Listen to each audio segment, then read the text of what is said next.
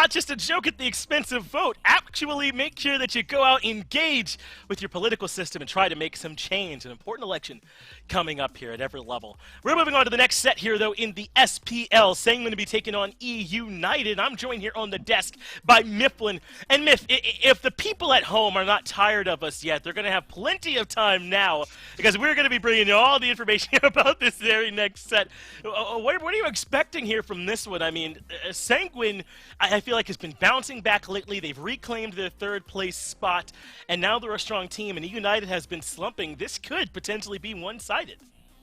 I'm thinking it is really going to favor out Sanguine here. They've really figured out what they want to do. We've seen that they're willing to play that early game aggressive style. They've also shown us the propensity to go back to their more late game team fight centric play style as well. I think the main concern we had for Sanguine in Phase 1 or the beginning of Phase 2 is that they really didn't know what they wanted to do. They were having a hard time adapting. They weren't diversifying how they win games. And now at the tail end of Phase 2, they're doing exactly that. They've cleaned up one of their most glaring weaknesses, and they've finally come to fruition with their styles as well. eUnited have a tall task if they want to take down the boys on Sanguine. Yeah, it's absolutely not going to be easy. I mean, we thought that Sanguine were this one-note team that once everyone figured them out, they'd start to struggle in Phase 2, right? But instead, they did struggle for a little bit, but they managed to bounce back here from it. I think the reason is that they've got one of the best frontline duos in the league in Yarkor and Rongyu. They're absolutely nuts at creating space. And then in the back line, look who you're making space for, right? Panatom, Shinto, and Netroid are absolute killers. They are, man. Shinto, the standout for me as well. Just one of the premier mid laners in the SPL in his first year in it as well. Has a very diverse god pool, capable of playing the Thoth, the Hera, the Hebo, whatever you need him to do, he's willing to bring to the table. And I think Panatom should get a little bit of a shout out recently as well, as he's really started to lock in on what he wants his god pool to be going into Worlds. Now playing the likes of Susano, Thor, Mercury on times as well. I think that Sanguine has certainly cleaned up their act coming into the later phase. Man, Radiant should have been on a 3-set win streak, huh? Shinto stole it from him here with the back-to-back Titan defenses. I mean, that should have been a win there for Radiant by every single metric, and instead, Shinto found a way to get it done. And I think that that's another thing the team has done, is that versatility from everyone. Even Netroid has moved on from being a one-trick, but eUnited are anything but a one-trick, right? I don't know what eUnited are going to play. It's hard to break this team down, because Scream is playing whenever it feels like that he wants, and so is Herwin. This eUnited team has their own unique identity for sure. They do, man. I mean, eUnited, you hit it right there. What are they going to play? I don't know, man. Hurrywin might play Yanis. We might see the Bastet come out. Baskin might just break out that first pick Cerberus that he's been looking at very recently. I mean, these guys are always diversifying their playstyle. We've never asked them to be more diverse. We just want them to nail in something that's going to work consistently. And I think once eUnited finds that, that's really we're going to start hitting their pace. But I think it really does come down to the solo lane and the mid lane for eUnited. How well is Hurrywin going to be able to perform? Is he allowed to play his signature picks? And how is Baskin going to look on the field? Because recently, not particularly impressive as far as player damage and KD, but we have seen that eUnited as a whole have been looking better as far as shot calling goes. So maybe it really is the intangibles that our SPL pros like to talk about when they bring up Wooney Kim that are differentiating themselves from the crowd. Yeah, I agree. It kind of has to be the behind-the-scenes stuff, because I think the on-the-field play has not been very differentiating at all. If anything, it's differentiating in a bad way. He has to step that part up a little bit, I think, here for eUnited to find some long-term success, because they had variety on this squad there last time, and week in and week out, he at least was performing there for that squad, so still a lot more for them to do.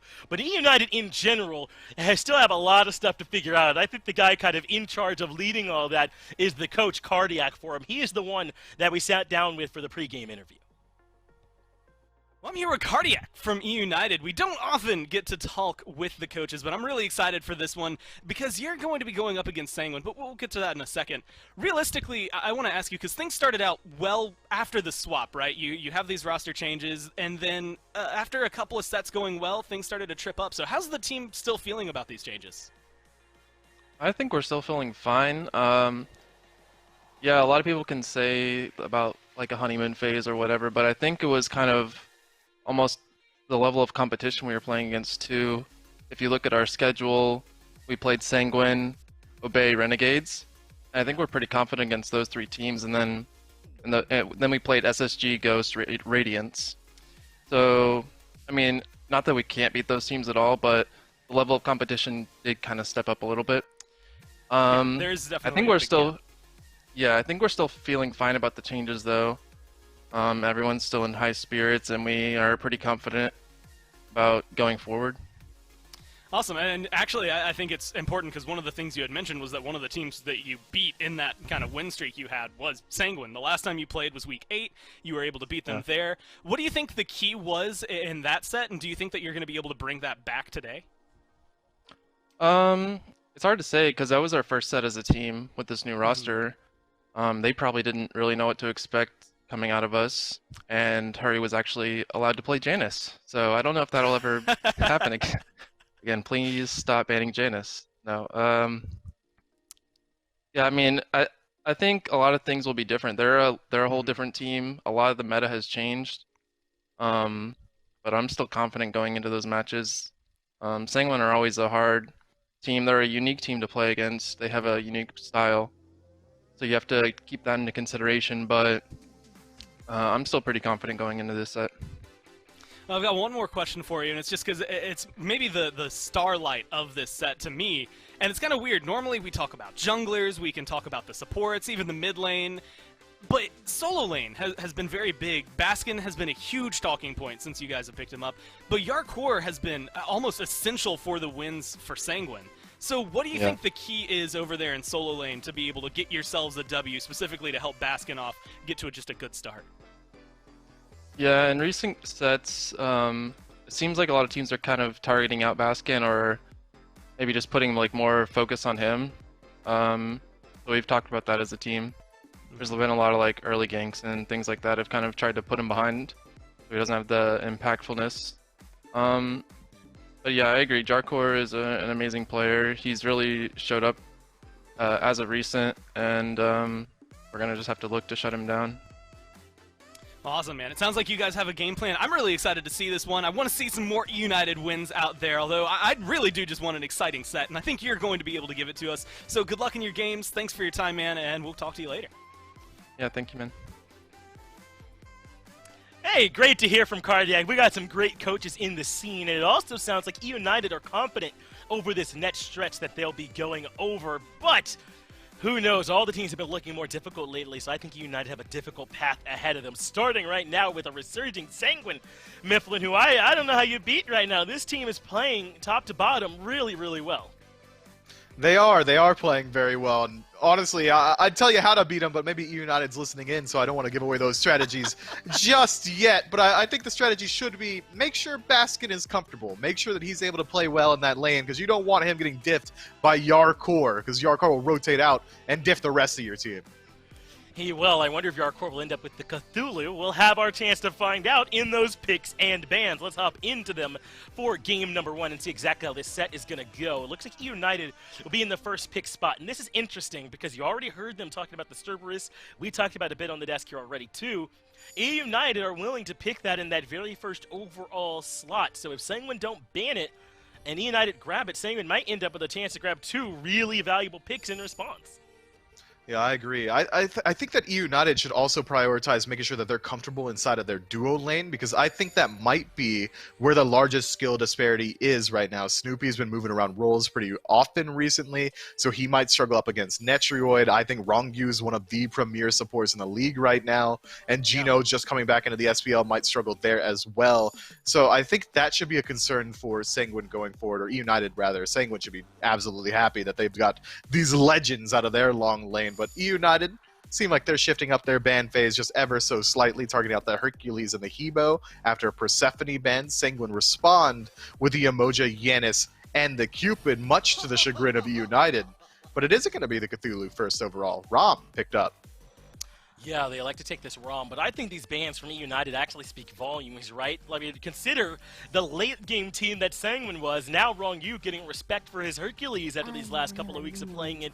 And then same thing for the Hopwa that Shinto used to stuff Radiance on their Titan twice in a row, so eUnited certainly giving their due respect over to Sanguine. And then first picking this ROM with the Cupid band mean that they get the priority Hunter on their side, but you leave up this Amaterasu to go over there to Yarkor, and now they're hovering this Fafnir, a bit surprised that they wouldn't come back to maybe something like the Horus that Rongu has liked to play, but how do you like this Fafnir here for him instead?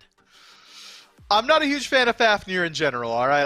I recently went on record as saying I don't think Fafnir is very good. His engage is a little bit lacking for my liking, only having the single target CC in the standard stance. If you want any form of AoE CC, it's going to be one of the harder to hit in the game through the jump inside a dragon form, which is, again, conditional due to the ultimate.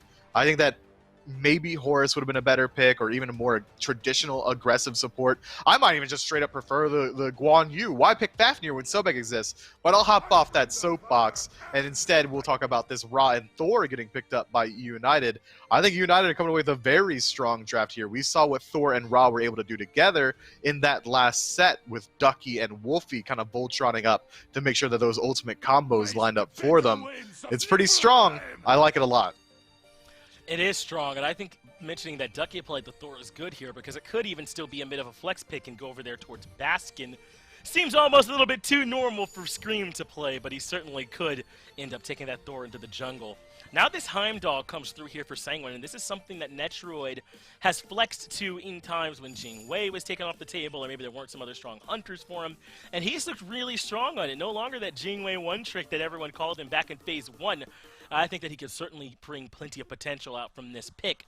So that means now eUnited still need a support for sure, and then either a jungle or solo, depending where the Thor goes. Meanwhile, Sanguine still need a pick for Shinto and Panatom as well. So jungle is probably going to get heavily banned here in this phase. And it looks like you're absolutely right. eUnited going ahead and taking out the Circuit as well. Direct target towards Panatom on the other side. But I kind of, you know what? Maybe this Fafnir pick makes a little bit of sense. You've got two auto attackers already inside of the Amaterasu and the Heimdall. Heimdall's a god that really can't benefit greatly from going the Silver Branch build because he doesn't have a great way to overcap his CDR like the Cupid, like the Ram. But now with Fafnir giving you the stim through the dragon form or even just in his normal dwarf form if he wants to single target you on it, now he can decide to go in towards that Silver Branch. Could be a little bit of hidden synergy there as Sanguine pick up Merlin. It's been a while since we've seen Shinto on this one, but I like it a lot too. That's a lot of objective burn for the boys on a team that already has Fafnir. They're going to be burned through him quickly. Yeah, a bit of a Shinto special, this Merlin pick. Not a lot of other people are piloting it right now, and it's something he had a lot of success on in Phase 1 and even towards the beginning of Phase 2. But here's the thing, man, with the way that Sanguine have approached these support bans. I mean, they took Fafnir early on. They banned him with the emoji and the Kuzenbo, but I mean, I don't understand how Gino's going to feel bad on this Sobek, man. That falls down to him pretty comfortably in that 8th pick slot, and then they take the Nike as well. So now their front line shored up here a little bit. This Nike could be going jungle or solo, but I feel like now that we've seen it, it's pretty likely going over to solo. I hope so. I really do. But that Scream over there, Finch, you couldn't pay me to predict this man. He'll do whatever he wants. He might somehow find a way to build magic items on this Thor, but I think you're right in your guess, and I think that would be the best way to line up this squad, just because Thor and Ra have so much synergy together in the mid, especially into a Merlin as well. That god is very predictable with his dash. It's very easy to lock him down. Searing Pain almost being the entire length of the lane means that if we ever catch Shinto with his beads down, he could very easily just die instantly to the Thor Ra combo. eUnited have a very strong draft here, but it's very standard Smite. This is something that could have happened back in Season 4. And you know what? It's a good look from an unorthodox team, a very orthodox draft. Yeah, I like it. They got the snipes ready and all the control you can need to set it up between the Thor and the Sobek, and then the Ra snipes plus the Ram snipes. Those are kind of close. And then meanwhile, Sanguine feel a little bit more reliant on their ultimates, don't they, for these team fights to be tremendously impactful for them. We'll see how it ends up looking once they actually make it down to the battlegrounds. eUnited versus Sanguine. That's going to be the final set here today. Game number 1 about to kick off. Always appreciate you, Finch and Mifflin, Dolson, Gormizer, Doug on the call and on the cam for eUnited versus Sanguine, the final game of the SPL this weekend. In chat, please let us know. What way are you leaning? Make sure to vote now. We'll see those results here in just a moment.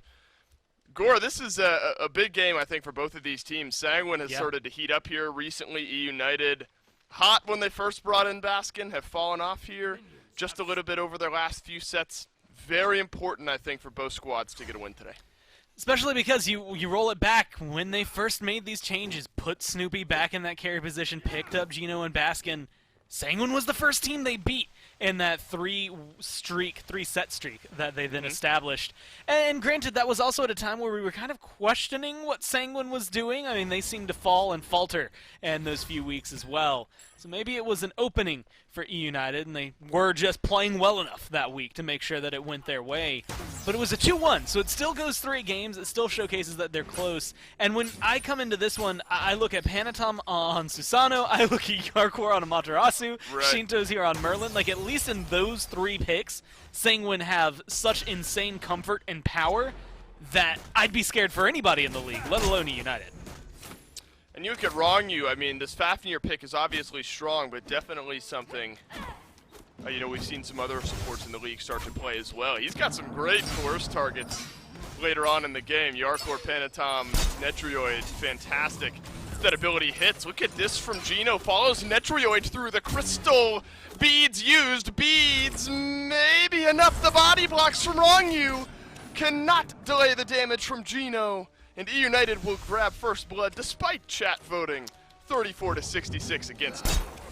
Look, and I'm going to tell you, this is the perfect time to plug something. Snoopy sat down with us, did a Grandmaster's class on the ROM, which you can find only on the SMITE YouTube channel. That can come through Herwin, just having it done to him by Panatom. But I was going to say, you got to go watch this content because they teach you how to do things like this in those moments. Not necessarily Panatom Susano. I think that one might just be a special that he brings into the jungle. But across this wave, I think that's a good answer back for Sanguine Dave, just to make sure that they find something, a little bit of pressure. And I'm going to tell you, it's never good news for anybody if Susano gets, or specifically Panatom on Susano gets comfortable and an early kill. That's a good way to start snowballing. Well, it's always the threat, isn't it, of picking Bra in the mid lane. Mobile, obviously build up some move speed, but mobile. And now you don't have your bead score for the next 2 minutes? I mean, that's tough. Panatom didn't necessarily hide that at all. I think he just sort of walks over into the mid lane, gets Hurrywin to burn off those beads, and then the Susano makes quick work of it from then on out. Of course, Shinto is there to assist in the kill as well. But you got to be hyper aware, I think, if you're Hurrywin, of potential return ganks for the next minute and a half.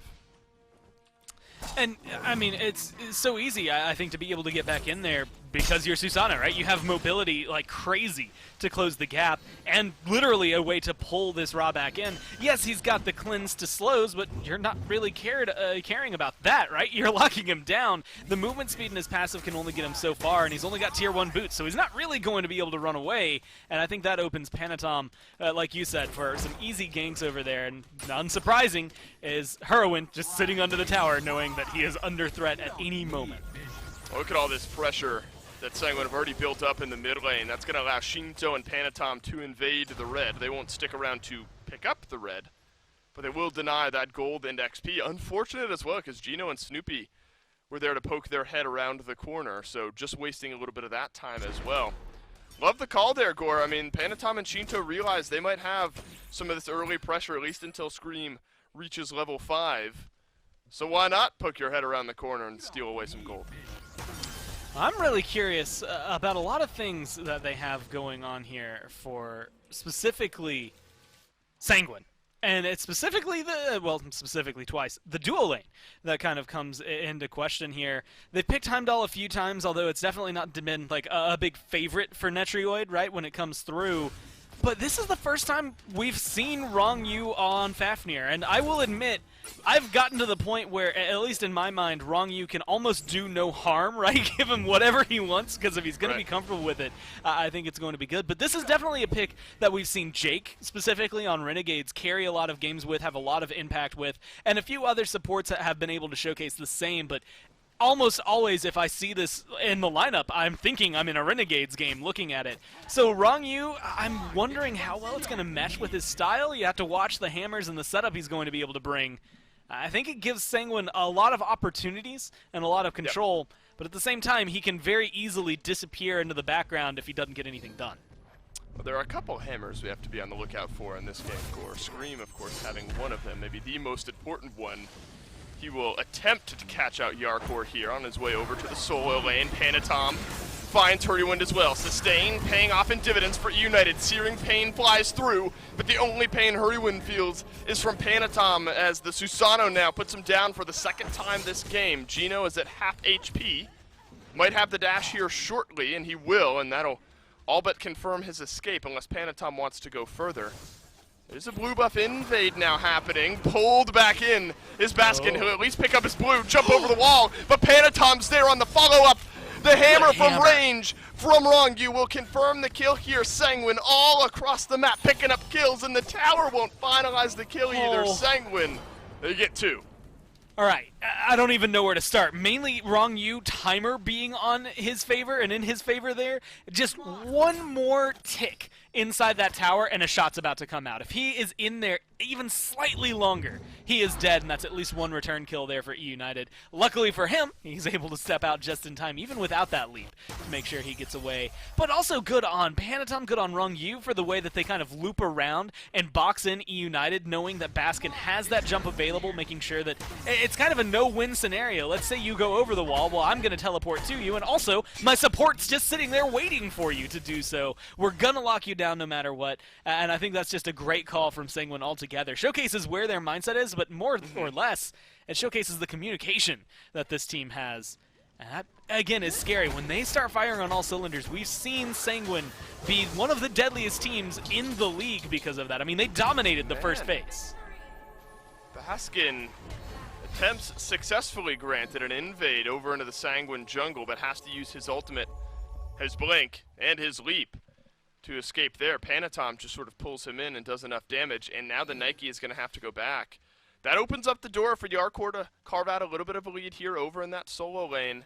And I love what I've seen from Panatom so far about 7 minutes into this game. This is where you want Scream to start to have a big impact. Shinto eats a good bit of damage there, but no follow-up just yet. There is an Anvil of Dawn, depending on where Scream wants to position himself, but Panatom lurking off to the right-hand side as well. Gino rotates over into the mid.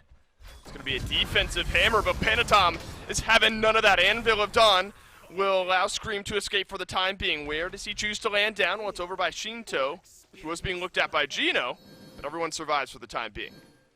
I mean, you have to look at the way some of this damage is coming out, specifically Hurrywind. There's not many opportunities, I think, that you're going to be able to walk away from an ult that gets dropped down by a Ra later on in the game, and especially if they have some good follow-up from Scream, it's going to be guaranteed every time. Plus, Snoopy starts joining the fray. That's actually a combo that you're probably not going to think of too often, and honestly, both of them we've already seen today, very adept at stealing objectives, not just Rob. Rom is in that conversation. But both of them, in combination, you hit someone at the very beginning of a fight as Hurrywind, let's say 2 people on the side of Sanguine, just happen to line up and get hit by that Searing Pain. Snoopy can and will find the snipes to clean up those kills, and it is nothing but a good feeling for them. So that's some danger that Sanguine will have when they start grouping up. Their 5v5 is pretty solid, but at any point, if they just happen to make the misplay, let's say Panatom Shinto or Shinto Netrioid, any combination of those 3 names, it's just gonna turn into a very easy setup for eUnited. I hope we get to see it, even though it does feel like it'll be hard to find. Neilgore, you bring up Shinto, and we saw the Merlin pick in the SEC earlier today. And yeah. Found some good value there. Now we're seeing it back up here at the SPL level. Never going to question Shinto playing the Merlin, of course. But maybe it's a pick that definitely has some extra value specifically into something like the Ra. I mean, if you're going to go Divine Ruin first, Merlin, fantastic at spreading out some of that anti-heal. Not completely mitigating, but definitely slowing down some of the sustain that Hurrywind is going to provide to the rest of his team. Maybe not only is Shinto good on the pick, but a little extra bonus into a composition that eUnited have. Yeah, it was actually one of the things we were talking about earlier because of that, where it was just like, if you have him in a composition like this where Divine Ruin's an easy pickup, then absolutely you're going to go at. He's one of not only the best at applying it, but it's good penetration. It'll give him some good damage. It's a really good early game item, I think, for mages to then transition into some of the more hard-hitting and even more expensive items. I mean, sometimes we see Spear of Desolation. Sometimes we will end up seeing even Rod of Tahuti at the very beginning, although maybe not as often in these games as we're seeing Doomorb and the Divine Ruin in that position. But either way, I think it's just an easy shoo-in for him. I'm excited to see what he goes for next, if there's any kind of like Spear of the Magus, if he gets more of those maybe low-end, easy-to-pick-up items, or if he does just kind of go for the big wigs in terms of the damage. A lot of those bringing in power. Ratatouille, the first one that comes to my mind, like 160 power is nothing to scoff at. But I think Shinto, and specifically Merlin, because he's more tempered, sustained damage, not this huge amount of burst that's going to come through, it'll be helpful no matter what he gets. Watch out, here comes Scream. Does not hit the stun on the Anvil of Dawn. Big damage from Shinto on the pullback in onto Snoopy. Typhoon roaring up there, catches out Scream just a little bit. Gino in on the peel, but plucks Panatom right back into the Searing Pain. What a shot from Hurrywind! And then one snipe and then some damage from Gino to collect the kill. You commit 4 ultimates, but at least you get the kill at the end of the day. Yeah, I made this joke at one point, I think at the very beginning of the Obey Radiant set, and I think it bears saying, you know, like you said, you use 4 ults for 1 kill.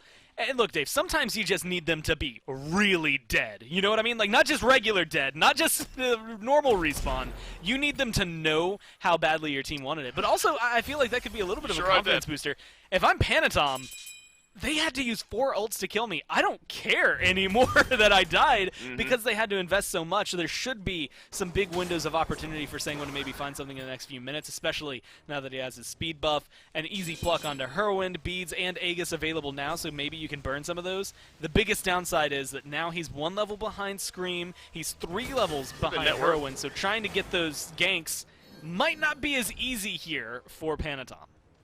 Gore, that's wild to me. He's about 200 gold behind in the net worth department as well. Panatom has been driving all of the Sanguine pressure for the first 12 minutes of this game, but Scream has just sort of been out farming him around the bend. Right back to the blue buff goes Sanguine and eUnited, but this is the eUnited side of the map, and they want to fight right here, right now. Yarkor uses the dazzling offensive, but this time he'll escape. Hurrywind just wide on the Searing Pain this time. Look out for Scream. He does not connect onto Yarkor here, and suddenly he's behind 3 members of Sanguine, but the hammer will keep him alive. It looks like the FG gets it done onto Panatom. eUnited, they're on the chase. Shinto will use the Aegis to stay alive here. Rongyu finds the stun onto Hurrywind, who answers in kind with an Aegis of his own. A pluck back in onto Rongyu, and then a stun on the follow-up there, but he dashes right back to Gino and gets the kill for good measure. But Snoopy, he's made his way from the long lane, and down goes Rongyu for the first time this game. Look, Dave, I'm used to talking about the Fire Giant as like a 6th man in terms of damage. If you start tanking it in a 5v5, yeah, he's going to be able to help you out and deal some damage to the front lines, maybe the carries. But I'm not supposed to be talking about that for another 10 so minutes, maybe 5 if this game was going really fast and we're hitting that 18-minute mark. But I think it's insane to showcase how important it is that he just gets aggressive the minute you step in there. A lot of those lava pools, we've seen less and less people, and junglers specifically, backing in the Fire Giant, where it used to be a safe haven prior to those changes.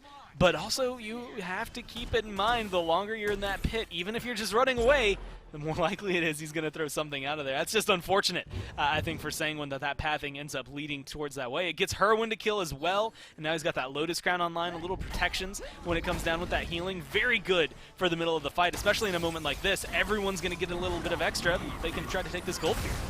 Gold Fury pulled for eUnited and finished by eUnited. You have the confirm with Hurrywind. So that'll be a big gold spike here for the United squad. They pull 1.5k ahead of Sanguine 13 minutes into the game, but that'll get mitigated. Sanguine answer in kind with the Pyromancer on their side. Panatom, top damage in the game. He might have climbed up the net worth charts a little bit, but just a moment ago, he was literally on top of the player damage charts, but obviously, or also at the same time, on the bottom of the net worth chart. Score, that is so wild to me. Like the fickle nature maybe of the jungle, where you can have 2 kills and an assist, top damage in the game, but still be bottom of the net worth charts. That's wild to me. There's an ultimate now that is connected onto Gino, and Panatom will get his 3rd kill, jump up the net worth department just a little bit. To be fair, there wasn't a wide gap of gold separating him and the other couple down there at the bottom. The Susano, though, starting to heat up a little bit with his 3rd kill. It's always this key conversation that I think comes forward, which really is that early game kills get you a lot of pressure, but it's what you do with the pressure that you know really translates into the gold lead that we're used to seeing, and that's where teams come in. You know, if you get 3 kills in the jungle, let's say, much like we see Panatom right here, how many red buffs have you invaded? How many purple buffs have you invaded? Where is that getting translated? Is it just kills? Because at the end of the day, those aren't worth as much gold as you would like them to be. It really is these XP camps, the ability to steal them away, that make the big difference. eUnited, I mean, Scream just used his ult to get into the red buff on Sanguine's side. So I think there's a lot that you have to pay attention to where that jungle pressure ends up going and how they play with the economy, because otherwise, I mean, you end up in this position where, yeah, you're 3-2-1. That's not a bad slash line, but like you had highlighted, he was relatively low on the net worth, third to bottom, and he's still a level behind his counterpart. Scream is definitely farming a little bit better and splitting this experience a little bit better, and that's going to slow the roll of the jungle here for Sanguine and make it a little more difficult for him to get in there and make that big difference. A quick pause, it looks like, as Scream will finalize another camp that he's working towards here. Short of a slowdown, Gore, over on the solo lane as well. We had seen repeated blue buff invades, really from both sides, though it's on the eUnited side of the map. Sanguine had just brought all that pressure there until the previous fight where eUnited was able to return things. As of right now, Yarkor, that 1-level lead on this Amaterasu over Baskin on the Nike, 0-0-1 for Yarkor, 0-1-2 for Baskin. How do you think this game changes, though, when the Nike and the Amaterasu start to make their statement in some of these fights when they rotate out of lane? Nike is very dependent on the player, and honestly, when you see it come through, big shield, big slow on her ult, very, very good in the middle of a team fight at just disrupting everything. I mean, if you land not necessarily on the back line, not necessarily on the front line, but right in the middle of them all, and you can get them all in that range of the Sentinel of Zeus, even if you end up getting sundered, you lose your shield, honestly, sometimes losing your life, although when she's in solo lane, she's a little tankier than what we saw in the jungle earlier this year. I think that helps you translate into just solid control. I mean, then you get that into potentially a silence or some knockbacks that you're able to bring, knockups that you can bring as well if you decide to jump in. I think she opens up a lot of conversations for team fight disruption that will just ruin Panatom, Shinto, and Netrioid's time. Yarkor, however, I mean, we've seen this Amaterasu and how much control she can bring. The CC immunity in her ult, as well as the big stun potential she has. Around objectives like Fire Giant, I think I give advantage over to Yarkor in close corridors like that. I think he's still going to be able to control something, but as long as Baskin is alive, that same potential exists just for disruption. I think Yarkor comes with kill potential, Baskin comes with nuisance. I don't know how to measure that. Annoyingness that he brings in, whatever meter that fills, he's got that one going for him. Gino finds a pluck onto Rongu. Into the backline goes Panatom as well. Scream is immediately there to peel for his backliner. Hurrywin will stay alive. Searing Pain. We'll say it was just to clear out some waves there at the end. Unfortunate hammer pulled back in by Shinto, but now another pluck from Gino might set up for a kill onto Panatom, and Scream will tally his first of the game. This is a full-on rotation from eUnited, a full-on grouping for what could be a Tier 1 tower. Baskin still working his way in. No ultimates outside of Snoopy's. On the opposite side, Sanguine have everything, except for Panatom. A one-man differential here, but plenty of sustain for Hurrywin to keep eUnited alive under the tower. They've got themselves a cursed Ankh now. Yarkor is going to need to be a big part of these next few fights. He was in there for that one, although it was unused because they didn't really have a good position to get aggressive. You get the relics off of Hurrywin, though, and that's maybe the biggest deal. Panatom is losing his life, and honestly, he's losing everything in the jungle. I mean, he's 2 levels down, 4 levels down between him and Ra and Hurrywin here. So he, at this point, is almost like in that weird, again, uncanny valley is the way I would describe it, position between being a minion and a god, right? Where he's not really worth so much killing him, except that it keeps him shut down. And he's worth more than a minion because of the impact a Susano can have, but look how easily shred he is. I mean, you could accidentally kill him. Hit him! Oh, Snoopy 0 for 3 on the snipes with what would have definitely been a kill onto Panatom, but you have now forced the Susano back again. A turning of the tides in the jungle, Gore. It seems like Scream, you know, he was blanked on the scoreboard for the first part of this game, but kind of kept up that pressure. We had that net worth versus player damage KDA kind of conversation. It's now starting to feel like it's converting itself into Scream really being the one able to dictate things. He's obviously going to be able to keep farming. But plays like that, I mean, that was, what, a double tap from the hammer and a little extra damage on the back end, and Panatom has to go back. And that was with a 2-level lead, right? It's only going to get maybe a little bit bigger there. The question is how these Anvil of Dawns keep going. A few of them, I think the last 2 have missed, and it doesn't look like this one's going to get anywhere because no one's in range, but it's good for vision, especially around this Oni Fury respawning, knows where everyone on Sanguine is. They can get aggressive as well as potentially pull this, but Netrioid, Rongyu, even Panatom and Shinto in the neighborhood, it's just not worth trying to get yet. Now that Anvil of Dawn is down, that opens up an opportunity for Sanguine to get aggressive, to maybe try and find this Thor, lock him down, or to make some pressure, I should say, onto someone like Hurwind or Snoopy, where their ults are down, or where they just can't get away or have that peel coming from the Thor. Snoopy will have his snipes, just gets them back off of cooldown, so the only ultimate not ready to go for what's looking like an Oni Fury fight is the Anvil of Dawn, a big piece of utility for getting Scream into the backline. I mean, you need to be able to jump on this Merlin, and Thor, and the ultimate is one of the, I hesitate to say easy, I mean, it's not all that easy, but one of the more surefire ways of doing it, where you can kind of bypass the front line. A pluck onto Rongyu over the wall, but Rongyu is able to leap right back on the other side. Baskin has been sent on a trip to Niflheim off in the back line of this fight as Yarkor uses the dazzling offensive on the other side of the fight.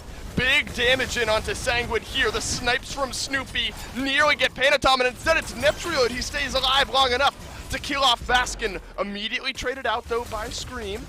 Shinto, Yarkor, Netrioid still close by, but too low, I think, to re-engage. But Scream jumps back down, does not grab the stun here, but follows his hammer right back in. Gino, another pluck, but Shinto's got the damage. He's got the double kill. What a turnaround from the Sanguine mid laner. Snoopy doesn't hit his autos either. He's gonna go down on the back end, a triple kill for Shinto. You gotta be kidding me. Sanguine, what a turnaround. Double his salary right now. Just get whatever he's making, double it. He just earned everybody in that team their right to continue playing. I mean, that is just so well played. Being able to body block, you come through. He's finding the damage through the walls between Shinto and Yarkor. Shinto gets a lot of the last hits, but Yarkor puts a lot of that pressure on there. That was just gorgeous from Sanguine. And again, showcases why we're constantly talking about them as this 5v5 team fight monster for the longest time. The early game has not necessarily been in their favor this time, but they get that fight. They get a full-on deicide. They get a Fire Giant because of it, and now eUnited are the ones on the back foot. I mean, they've been ahead for most of this game. Wow, I needed a moment to collect myself there. What a turnaround. Gore, that is Shinto of Phase 1, isn't it? When this Merlin pick was not only in Shinto's meta, but just in the meta. How many times is this guy going to make plays like that? A triple kill turns around what was a 0 in the kill column.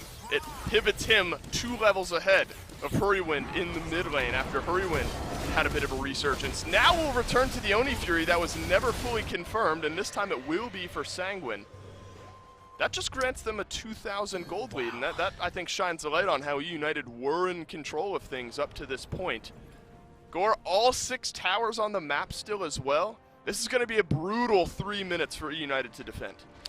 I mean, yeah, you've been able to get 2 tier 1s at this point if you're eUnited, but you just have a massive loss. Nothing so big that screams every team fight from this point forward is going to be a loss, but look at the experience swing. I mean, now Panatom is 1 level over Scream. You've got 2 levels up there for Shinto as opposed to what Hurwind's been able to pick up.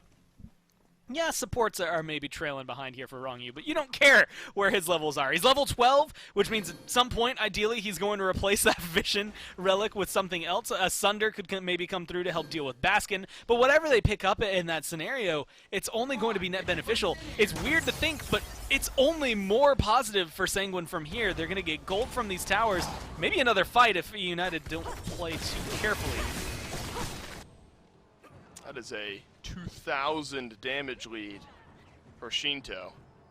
6,000, 5,000 I'll call it, over his counterpart Hurriwind out of the mid lane. He's been able to go back, finish a Spear of the Magus, a Soul Reaver. It could be an Obsidian Shard later on. Scream will ult over the wall there, realizes he's between everyone from Sanguine and wants nothing else to do with it. So now an open Phoenix on the left-hand side, still 1 minute and 45 seconds left on the FG buff. Sanguine can effectively take what they please here. It's going to be a mid-tier 2 tower now, so you're going to expose likely 2 of the 3 Phoenixes. Still a chance, though, to move over to the right side.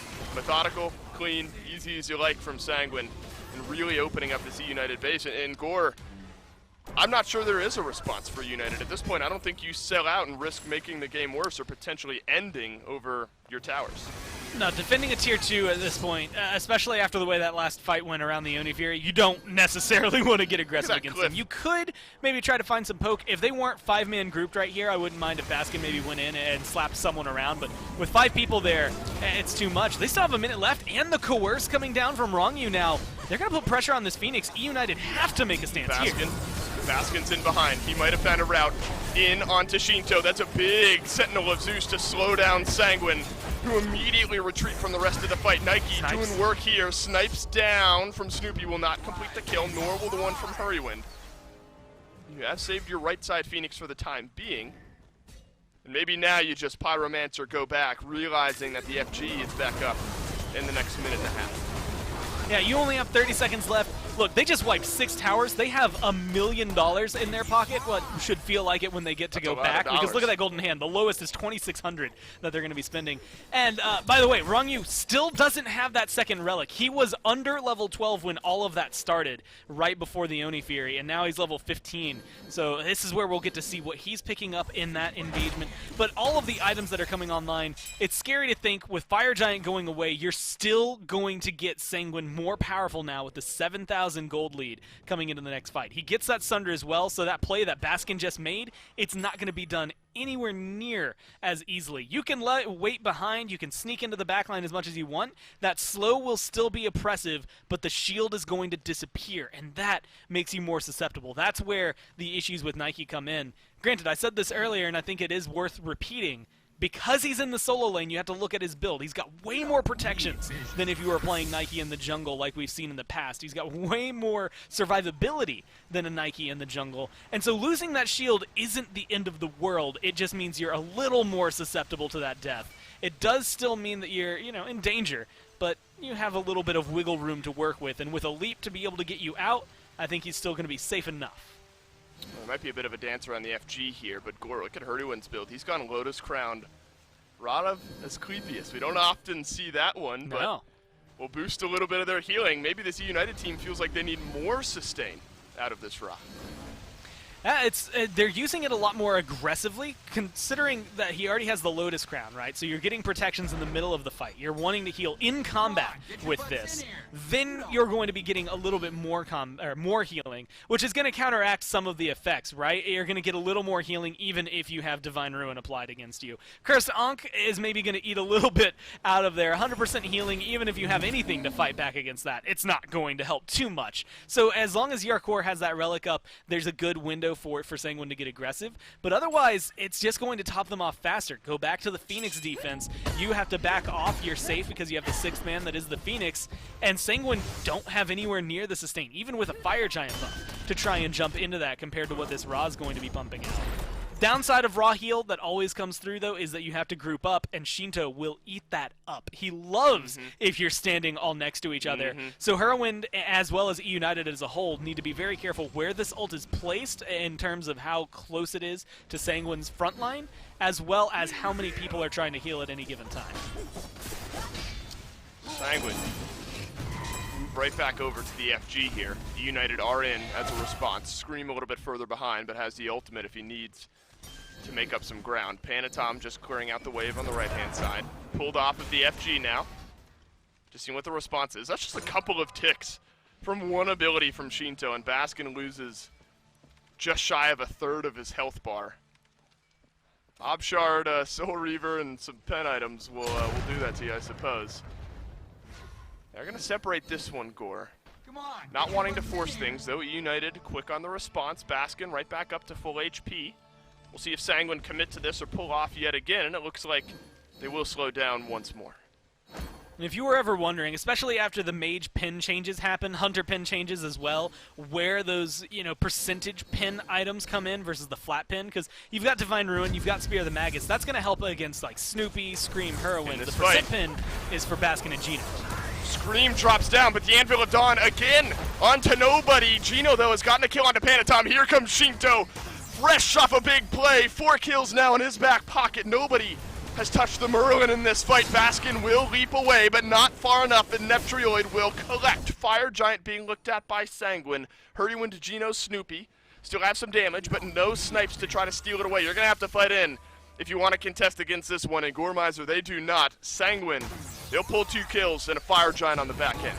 And honestly, with where Yarkor is, they could continue getting aggressive. They still have a little bit of damage done. This Phoenix has regenerated a considerable amount of what they did earlier. But it looks like Sanguine do not want to let this one rest. They want this right side Phoenix more than anything. Typically, we're used to seeing teams go all the way over to the left side, maybe even mid, to try and start things off. But it's close enough, so they're just going to start the fight up. And they still have 10 seconds without Scream to get this fight going. It's a 3v4. That's a great way to get this started. Half HP now on the Phoenix. Netrioid has done big damage. Yarkor has taken Oh! big damage. There you go, Hurrywind. Way to capitalize. Damage being turned around now onto Sanguine. Once again, it looks like they will be repelled. Scream connects on the Anvil of Dawn this time around. Stun onto Shinto as well. There's the Aegis to keep the Merlin alive. Scream around the corner. No hammer to re-engage. They might want to keep chasing, just shy on the stun. Panatom, though, back on the respawn. Bubble ready to go for both of the junglers here. Snoopy, be careful. You're going to eat some damage from Shinto over the wall. And Gore, if nothing else, maybe United has proven they're not going to let these Phoenixes go quietly. They're not going to let any objectives go quietly either. I mean, they're there for it. They don't get the steal. But you also have to look at it. I mean, relics are all down, save for a horrific emblem and a blink. Some of them coming up relatively soon, some of them on a quite long cooldown there, about 2 minutes for both the relics there for Shinto, one a little under, one a little over. And so this is actually a great window of opportunity for United to get aggressive. Even though the Fire Giant's alive on 3 members of Sanguine, you get a tier 2 there, you could take this Primal Fury because there's no one in range to contest it, and you keep yourself alive. Again, that's the only way I can choose to word it. That Phoenix is alive as of right now. You still have 2 towers to burn through, but this is the best kind of state, considering the way the fights have been going and how, at least around the Fire Giant, it's been very considerably in Sanguine's favor. This is the definition of hanging on and keeping yourself in the game. It's not just saying it for the sake of making sure it's competitive. They're still competitive. They win a fight under Phoenix, they can take those last 2 towers. They win a fight under Phoenix, they could run down mid, kill the Phoenix, kill the Titan with the way death spawn timers are going to be here. So Sanguine have to be careful with their engage, especially around left Phoenix, just because of the opportunity eUnited could have on the back end if they win it. Saying we're going to shift their focus this time around. Instead of going for the weakened right side Phoenix, they'll group up and try to weaken down the left side. More immediate minion wave here that'll be easily dealt with by United. That's one thing the Raw will definitely provide you underneath your Phoenixes. There's still 1 minute and 20 seconds left, Gore. This would definitely feel like a bit of a lost opportunity if Sanguine don't even really get at least one more chance in at a siege over the next minute now. They're working in those waves. More of a traditional split, it looks like they're going for, instead of the full-on 5v5 fight. The big thing will be Scream's ability to rotate. Anvil of Dawn gets you across the map pretty fast versus what Yarkor will be able to do, which is going to be just slightly slower. I mean, you could dash and still use your movement speed passive to get over there a little quicker. But it does just enable Scream, specifically United as a whole, to get a little more aggressive into Sanguine, depending on how this split goes. It also gives them a pretty solid defense just because of their jungler, let alone the healing and damage that Hurrywind is outputting. Yarkor first through the opening, way in the back line here. United just turned their attention towards this Amaterasu. Yarkor will not be able to escape as Hurrywind to make sure of that. Another snipe connects on a Phoenix Siege defense, and Sanguine want nothing more with this one. Another siege is repelled by United. That felt like Yarkor and the rest of the team were communicating, let's go in. Yarkor went in, and he has one target in mind, right? He goes in, drops the Ankh, he wants to kill Hurrywind. And Gino, as well as maybe some of the other members there of eUnited, decide to try and just postpone the rest of the team getting there with Yarkor. So he just ends up so isolated, it's a very easy pickup, and you lose your support for it. I think that's absolutely going to be worthwhile for United. Granted, Gino's still the only member not level 20, so maybe you'd like him to be getting some of the experience right now, but he is also the easiest one to let die in favor of trades like this. You get Yarkor down, plus all those relics, another minute out before that Ankh comes back up. And you saw the Fire Giant out, right? They don't have the buff again for 30 seconds. You put yourselves in a position to try and fight it. Gino's going to be back just in time to be able to get back in there. And as long as you force the fight maybe early, your core won't have those relics to fight you, so you can maybe have a small advantage in that regard as well. I like the way Shinto has rounded out his build here as well. We mentioned the Obsidian Shard, but sells off the Blessing for a Staff of Mirrodin. We love it. Depending on how you use that and the rotations you're looking for in these fights, I mean, that is massive damage. I mean, the stat stick on that item alone is great anyway. 110 percent power. pen, percent cooldown, 110 power. You're basically getting a free ability as well. I like the way Shinto has gone here to finalize the 6th item. And we've already seen it, but, you know, you're watching him, like you said, depending on the rotations of his abilities, he's chunked Baskin down a 3rd health accidentally. Like, he wasn't trying to kill him in those moments. He just got rid of that health bar by trying to zone him out. So you now apply that, give him more power on top of that, more percent pin that's going to go in there for Gino and Baskin. It's going to hurt badly. Oh no, Yarkor feels the pain here. Can the snipes from Snoopy connect? The 3rd one will, but the 2nd one did not. Scream, Titan's Bane, fresh in his pocket, will finalize the kill now onto Yarkor. But look at this, Sanguine, they still want to look towards the Fire Giant here. They will pull back. Rongi plucked in by Gino. Scream rotating around the backside of the fight here, and the Fafnir is locked into the pit exactly where he does not want to be. In the leap, we'll see to it that he can escape, but Baskin immediately in on the follow-up. The FG has not been fully reset. Gino is just keeping it where it's at, just in case eUnited want to turn back around and do the objective. But instead, they'll take the 1 kill and now maybe push in the mid lane. Yeah, they have the minions with them there, and all of Sanguine has to back for it. But this is a great bait. pump fake. Now you have to. Now you're all back at base. We know where you went because we decided to put some pressure up. I love this from eUnited. This is a 10 IQ, 100 IQ. Let's go. Higher. Whatever the biggest number for IQ is, 100%. Either way, that's just great from them. 5-head play to make sure they get themselves here. And now, I mean, again, you get the zone from Gino, but they're here for Sanguine. They could steal it away, but eUnited will lock down their objective. Low health on both of the carries for eUnited in the backline. Netrioid heavy in on the chase now. Netrioid has connected onto the ultimate. Might just be 1 traded out, and it's Gino who goes down. But eUnited say farewell, my friend, and walk away with the enhanced Fire Giant buff hanging around for their players' waists. You have to understand how good it is for them. It's so good you forget how IQ works when it comes down and the numbers that go with it. I think that's just, again, big brain from eUnited to make a bait like that. They do still end up on the back foot slightly afterward, but look where the minion pressure is right now. I mean, tier 2 on left, tier 2 on right, so they don't have as many opportunities immediately off the bat until you realize that was post 30 minutes. So that means they don't have to worry about those backdoor protections as much. They do have to worry about this Oni wave that is going to be coming down now, because if they don't push up left and right, then they're going to find themselves in that awkward position of pressure coming down from Sanguine.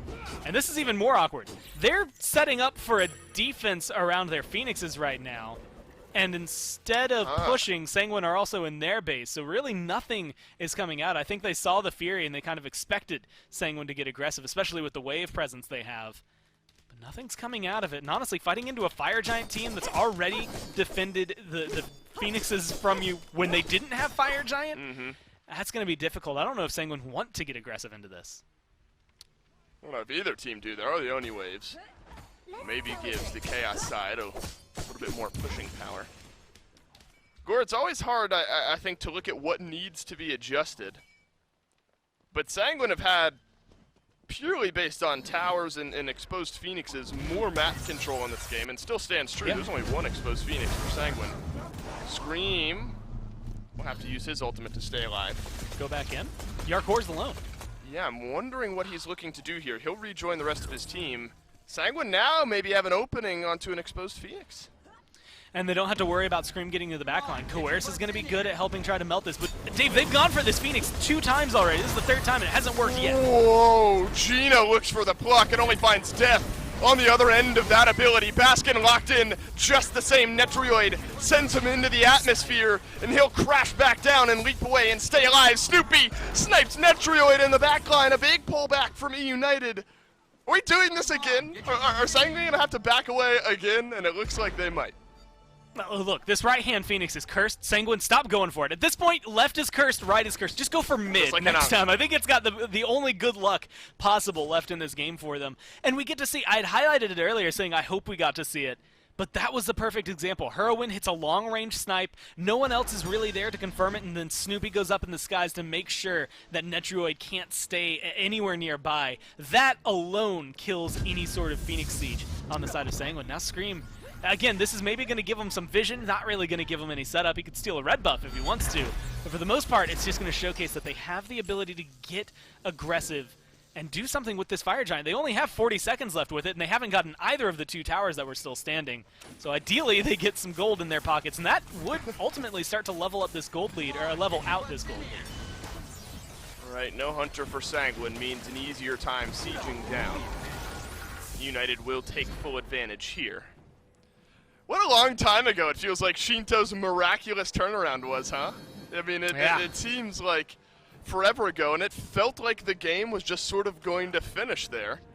And Sanguine were going to be able to snowball away, but eUnited repeatedly is the correct word, pushed back these Sanguine offensive pushes.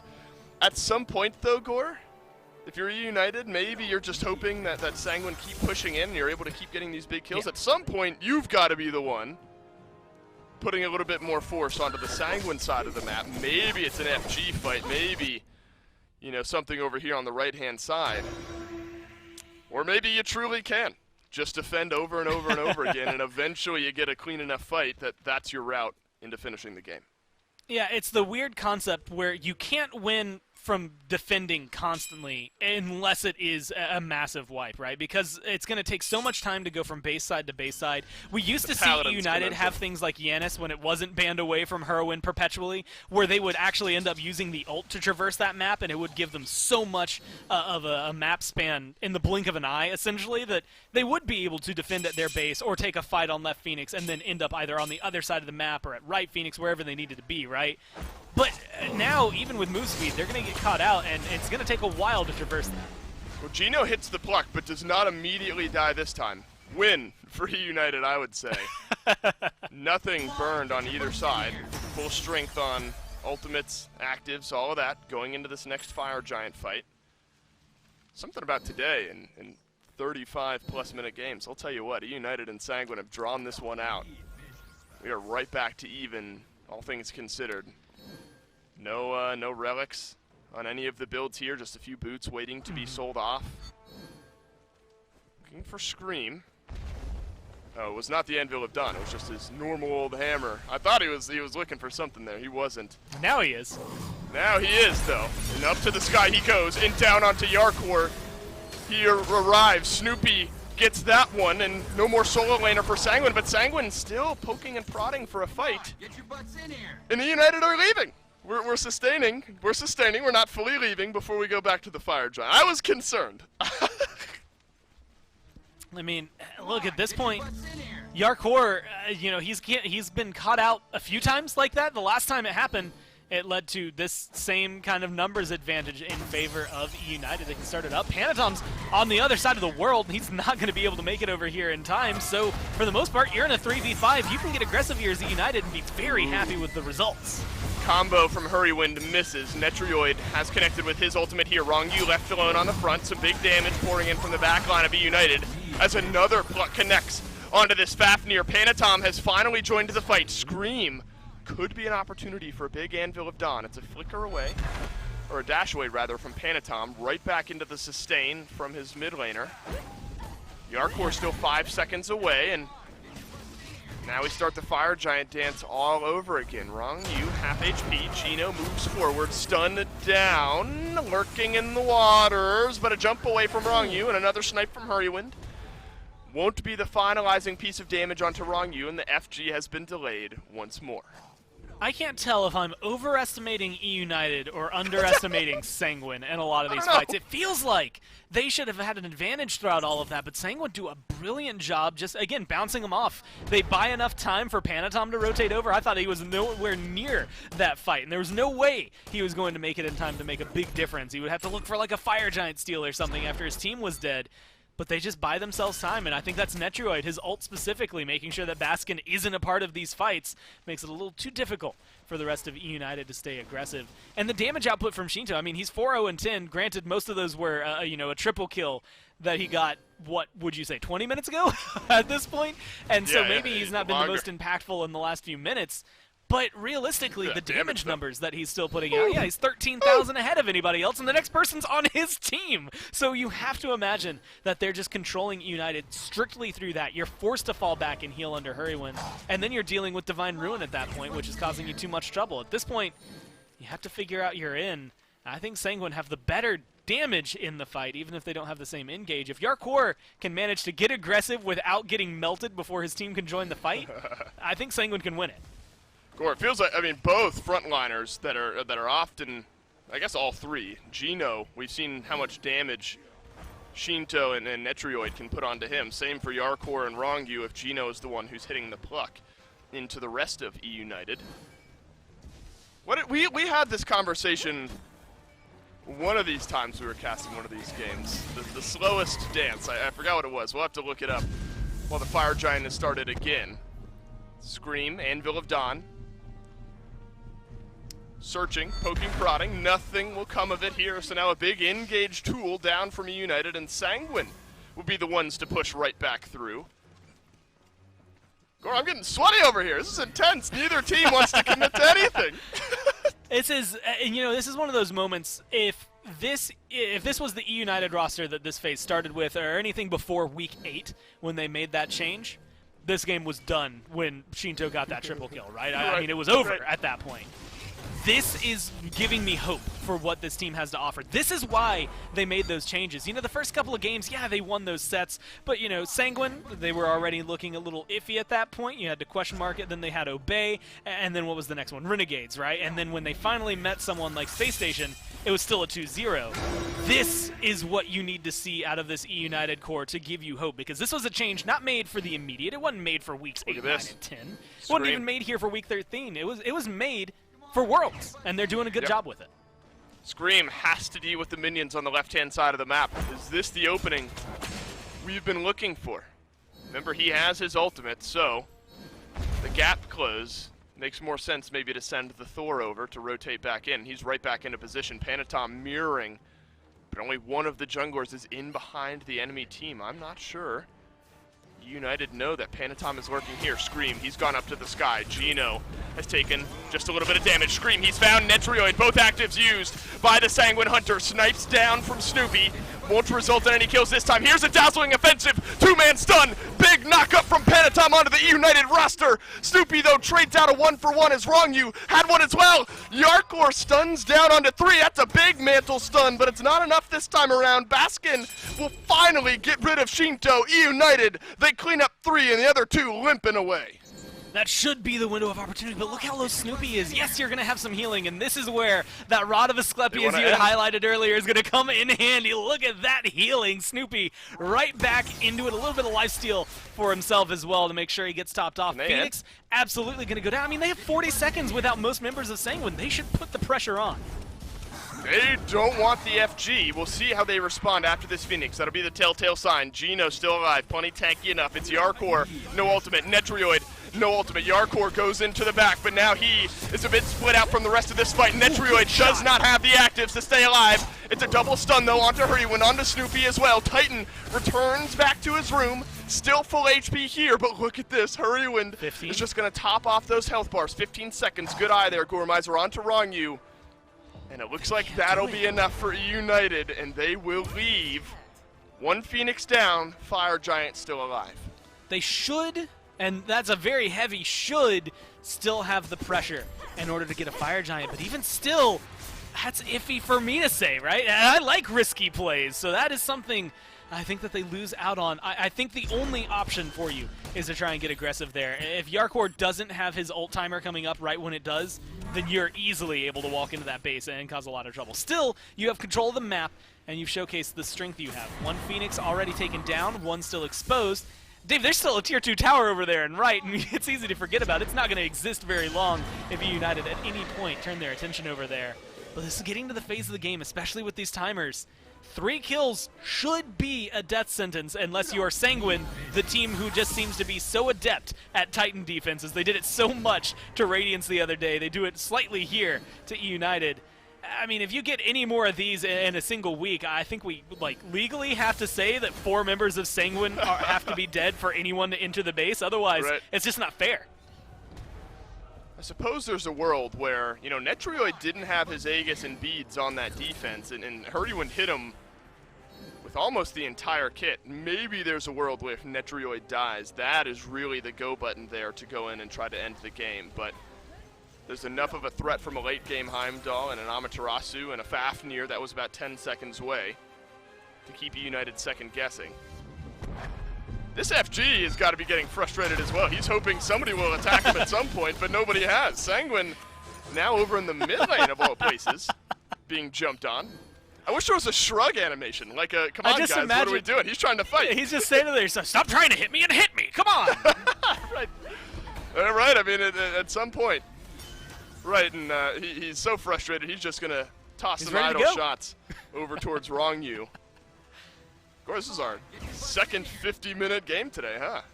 Finch and Myth had a long one. Now you and I are moving into a long one as well. That is the beauty. I think if we're zooming all the way out, that's the beauty of the SPL at the moment.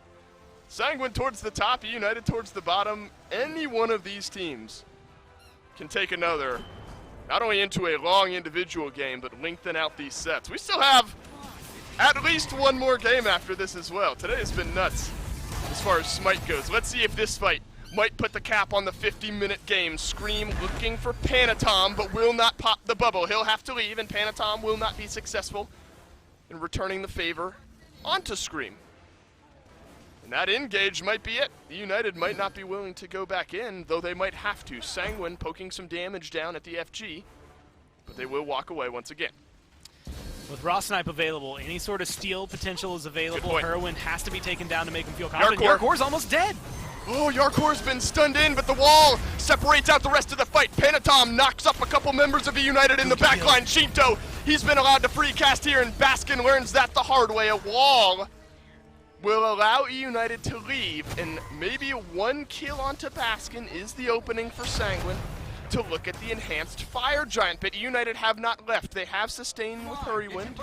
Once the healing is back up, but Gino's not going to hang around long enough to realize no snipes except for Snoopy's, but it's not going to be in time. Sanguine finally get the Fire Giant. Gino, you poked your head in at the wrong time, but Netrioid's done the same. Finally, Scream finds some value in the backline. Hunter for support. Baskin still left and respawning. Scream's got to get out alive here, but Sanguine are going to chase him down. Now, I kind of want to see him do a Sino-esque play here. I mean, you could maybe run towards that Phoenix and help knock it down since those fire minions aren't going to get it done. It looks like he thinks he can get out of here. Oh, good nice wall. Well played. And a good escape. Scream, all right. But Yarkor's still here, Dave. Yarkor does not have his dash, but does have the dazzling offensive. Good wall. Scream again. Oh, it's inch perfect. Yarkor, unfortunately, will not make his way through. A couple nice walls. Those are small micro plays we don't often get to appreciate in the chaos of battle. But Scream, a couple well-placed walls, cover his escape there. Very important that he got out alive. I mean, if this door is down for what would have been 70-plus seconds, the base would have been very nervous for eUnited. Now Sanguine, Netrioid, the only one without the enhanced Fire Giant. Gore, we can return to what we were talking about 20 minutes ago when Sanguine first tried to siege down this eUnited base. Except now we're more even than ever. They got to find a way, and I don't know. I mean, I think eUnited are smart here in that they realize their defense is good enough, that they've been able to push back Sanguine a few times. Why take a risk in potentially getting picked out in the jungle? This is very similar to some old-style EU games. There were a lot of times where, you know what, you won't be able to fight anywhere outside of your Phoenixes, but your Phoenix defense is one of the best in the game, and so you are going to make them work for a win. At this point, I feel like Sanguine are maybe going to wait for this Oni Fury. They might put some pressure down prior, but 20 seconds left before that spawns out. It's going to give them pressure around the lanes. Go ahead and clear up minions in left and mid to get some pressure going already. Then when those waves come through, it'll give you even more stacked up, so that trying to get under a Phoenix would be a little bit easier. Although they're playing around on this left-hand side. It looks like they're going to get aggressive. And Yarkor is splitting not just in mid, all the way towards right to try and get some pressure. This will pull Scream or Baskin or both fully away from this fight, make it a little more difficult for them to make a rotation over and make a big impact play. But look at this, Scream is playing perfectly where Anvil of Dawn can get anybody. He's just sitting right in the mid just in case he needs to rotate over. Oni Fury maybe makes the difference here. Sanguine will pull back towards the Oni Fury, so some more difficult to deal with minions will make their way over to the United side of the map here shortly. I mean, I like the idea of Yarkor kind of splitting off Baskin here. No real solo potential, I don't think, between either of them. Tanky enough and bruisery enough on both that I think both would be able to survive. So it's kind of just trading out the Ama being out of the fight for the Nike being out of the fight. Though Yarkor, if he has to go up and over, will have a slightly further route, it seems, to get into the fight. Here comes Scream. He's up in the sky. Sanguine have to be privy to this. Down he lands onto Netrioid. Health bar evaporates, but he'll stay alive. Panatom finds Scream, though. Upon re-entry, Snoopy does the same. 1-for-1 trade as we stand, and as we so often see, that's when both of these teams will disengage. Yarkor slowly being blocked out now by Baskin. 3 members of Sanguine still standing close by. Gino, oh, what a block into Hurrywind! Netrioid falls! Baskin, he wants a little bit more though. That's the Sentinel of Zeus. Wrong you, pushed on back. Yarkor has done nothing yet in this fight. He's been held at bay by Baskin. What a play by Gino to get rid of Netrioid. It's part 1 that doesn't work. He goes for a pluck and Wrong You takes it to keep Netrioid alive. Part 2, you're not blocking me this time around. A great pluck to make sure you get that burn down. Turn it into a 2-for-1. Even with Fire Giant numbers advantage and no Hunter alive, Sanguine can't really put any pressure out. Fire Giant disappears now anyway, so they have a minute in order to get their affairs in order. If you can get a pick on Sanguine here, I mean 80 seconds, you'd be able to find a Fire Giant fight afterward. 4 versus 3 on the map. Could get worse here. Snoopy will be stunned down, but he stays alive. Hurrywind chunks down Yarkor and then turns around the damage as well. But Shinto, the Merlin from range, will always get it done, and Snoopy dies just the same. Gore, there's been no clean trades here. It's a 1-for-1. I mean, across the board, almost every single time. We have seen the massive damage that Shinto has done. I'm giving big shout-outs to Snoopy for the way he's played over the last 15 minutes or so. He has skyrocketed up the damage charts and absolutely been swinging on Sanguine. Lock in the Deathbringer for your final item, and some of those crits are really going to be hurting. I think Snoopy has really started to come alive and follow up on some of the good and engage from eUnited. So big props to him for keeping eUnited in this game. I mean, you have to know how late in the game we are. There's 3 pairs of boots that are still available. Some of it is maybe because you need it, some of it is maybe because you're just off the mark of being able to fully replace it. You don't really want to sell them for a tier 2, especially this late because of the passives that are going to come into play. You really do want something that's going to give you the full replacement, and I think that's where Netrioid was, because he just tried to sell his. But we're also entering that territory, Dave. I mean, we're 10 minutes off now from the longest game so far in Phase 2, as well as the We gotta get an hour, right? that happened a few weeks. I mean, it's definitely going to hit 60 If this at this ends point, short of an hour, I ridiculous swear. I mean, look, at this point, 3 minutes and 45 seconds. Let's get there. Let's go for the nice even hour. Watch, it's going to end at 59:59 or something absurd like that. Give me the That'd next just be fun. 3.5 minutes. That would be fun, but it would tilt me just slightly. I mean, at this point, we've made it all this way. Just give me the hour. Just give me the hour. Let's push over the edge there, and honestly, I mean, these Fire Giant dances, Gore, have been lasting like 3 minutes apiece. Scream will go up, look for an engage, he won't find it, he'll back off, the rest of eUnited will as well. Panatom does the same, they'll back off. By that time, Anvil of Dawn is back up, and we kind of repeat the whole dance all over again. I think you have to take stock normally in these situations of where the actives and all that fun stuff is. Everyone's got them. So even if Scream lands on Netrioid, won't necessarily be an insta-kill. I mean, at this point, you know, you just do the play-by-play. We can just let it pause. Like, we can go take a quick break if we need to. I mean, that's going to be the next 3 minutes that happens, right? Nothing big. Let me disconnect real quick. Should pop off, unless it's going to be Scream. That's a good wall, and Wrong You's isolated. He's going to get plucked, but, I mean, look how tanky he is. He doesn't care about the damage. This is the problem. The only thing you can do is try to isolate Yarkor, which they've done 5 times so far this game, and try to keep him locked down. This Amaterasu is the key to victory for Sanguine, but simultaneously the key to victory for eUnited. If Yarkor gets too aggressive, that's an easy pick for them. And at this point, you're waiting 80 seconds to respawn. Yarkor will be gone for the fight, and it could give you a Fire Giant just by finding that one. Gino will pluck in Yarkor here. Panatom, though, realizes Snoopy's the threat. What a read. Panatom says bye-bye to the eUnited Hunter. Will Panatom survive, though? He will here. Still Fire Giant being looked at by Sanguine. Quite low. Baskin leaps into the back, but he's sent away. Sanguine takes down the FG. Scream alone into the back line. He goes. Baskin has to drop the ult for the extra bit of shielding. A 1-for-none. Enhanced Fire Giant to Sanguine. Gore, they're going to chase down eUnited. I mean, at this point, they have the pressure too. Panatom stays alive through all of that. Still needs a little bit of healing, but he's just going to have to deal with the Fire Giant passive healing that he's going to get. Finally, Dave, I'm going to say it. I think this right side Phoenix is uncursed. Gore, I don't know how away. well the defense could happen. But honestly, Gino's back. Heroine's here. They've got the damage. They could still stop this on the side of eUnited. We're a minute and a half away. I swear, if we don't reach an hour, I'm going to lose it. Under the mid lane, Phoenix is Yarkor. A couple members of eUnited there to mirror. Hurrywin sustain has been nuts. Yarkor and Scream will dance around this left side Phoenix. There's a stun just to separate him from doing any more damage. Gino moves away as Shinto will try to find some damage. A snipe only connects onto Rongyu. And finally, the cursed bird will go down. 59 seconds till we reach the hour mark, and Sanguine will regroup, but Snoopy is back up in 5. This is that moment, Scream going up in the air. If Sanguine can get a good fight off of this, they could win it, but if eUnited do it, they're right back in it to win. That's a flicker away from Shinto to avoid the Anvil of Dawn. Rongyu locked in with the eUnited, but will make his way right back out. Netrioid connects with his ultimate this time, but it's Baskin who's sent flying. Tanky enough on the Nike, but no ultimate. Netrioid, an easy kill there as Snoopy respawns. Baskin will end up dying off. Still a 4 versus 5 for eUnited. Mid lane Phoenix goes down. Sanguine smell blood in the water, working their way in. 59-45. Sanguine walking into the Titan room. Titan, half HP. Hurrywin is stunned down, but Snoopy, he's still alive. He's done the damage. Netrioid has as well. 5 seconds to go. Gore, I think we're going to reach it. Snoopy pouring in the damage to Netrioid. We have reached an hour, so at least we've done that.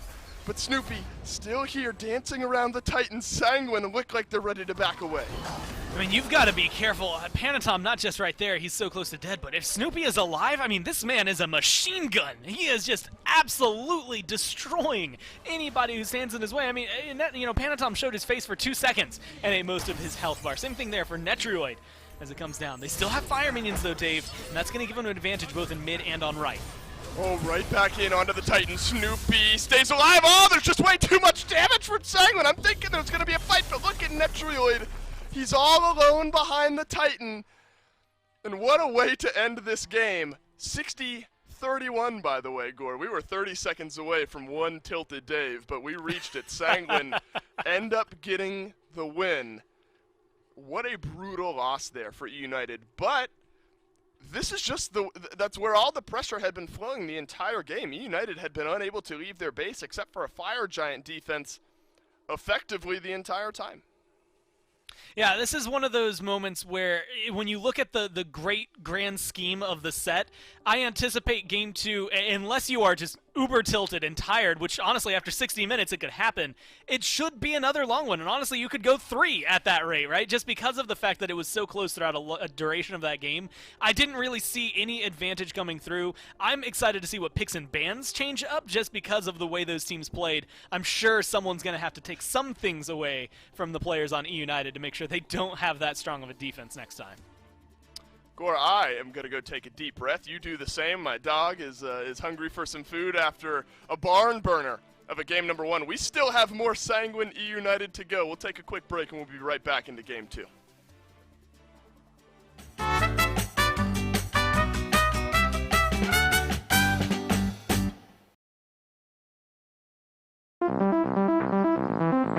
another time.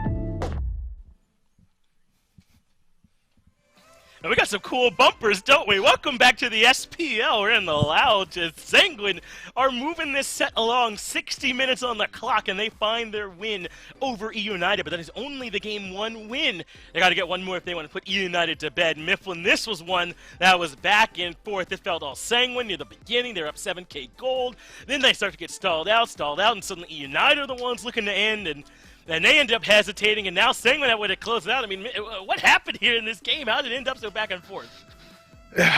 You gotta lock down Shinto. If you want to beat Sanguine, you gotta kill the king, and when you're talking about the king for Sanguine, that absolutely is the mid laner. This man dies exactly 1 time throughout the course of an entire hour. That's crazy, especially considering he's playing one of the lesser mobile mid lane mages inside of Merlin, yep.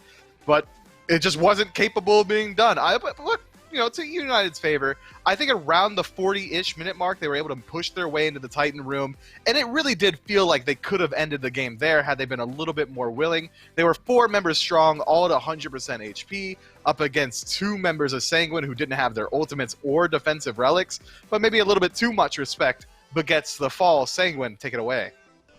Yeah, I think that was kind of the core problem there for them, right? They were showing some hesitancy, but this was a game that it seemed disjointed, right? We talked about this earlier on in the Radiant set, and then when we talked to Adapting, he kind of said that was the case, right? They're still not 100% back to where they were before. And I wonder if there's still some of that going on here with Sanguine and eUnited, because this is one that certainly could have been closed out a lot of different stages here, but these fights seem to be on different pages in terms of their target selection. They were having trouble finishing people off in this game here as well. Mifflin, a lot, I think, still for both these teams to clean up, but obviously Sanguine in the end with the dub, you got to be feeling good.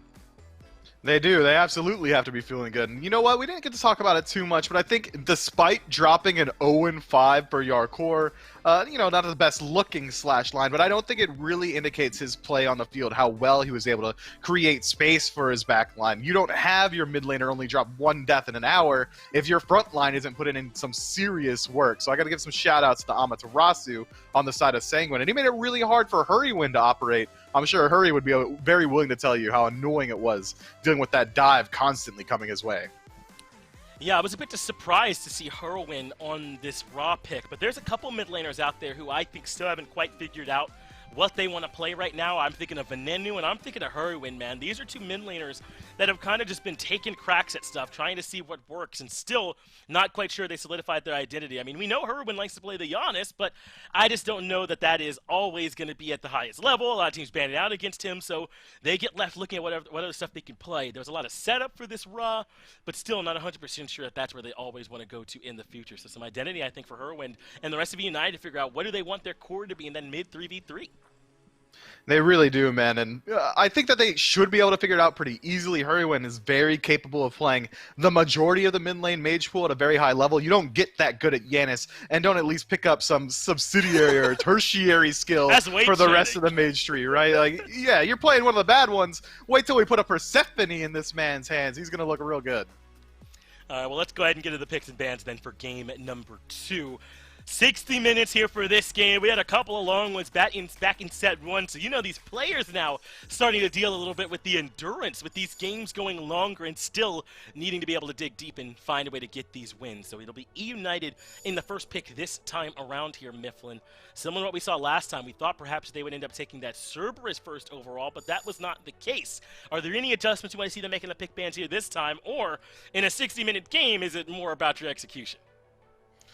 I think it really does come down to execution. If you make it that late into the game, that means both teams at some point likely had an opportunity to end, weren't able to do it. Both teams were in a position where they had a slight advantage going into an objective, weren't quite able to do it. All play is equalized at the past an hour mark, so I think eUnited don't have to worry too much about the drafting phase, but they might want to deal with some of those slight annoyances. Maybe have someone who can out-rotate an Amaterasu or take the Amaterasu for themselves. I think that Yarkor, despite that slash line that we brought up earlier, looked very good on that pick. Maybe even potentially have Scream try and strip away some of Panatom's picks. We know that Panatom has historically struggled when he's been forced to fall out of his comfort zone, so if Scream does decide to, could take the Susano for himself.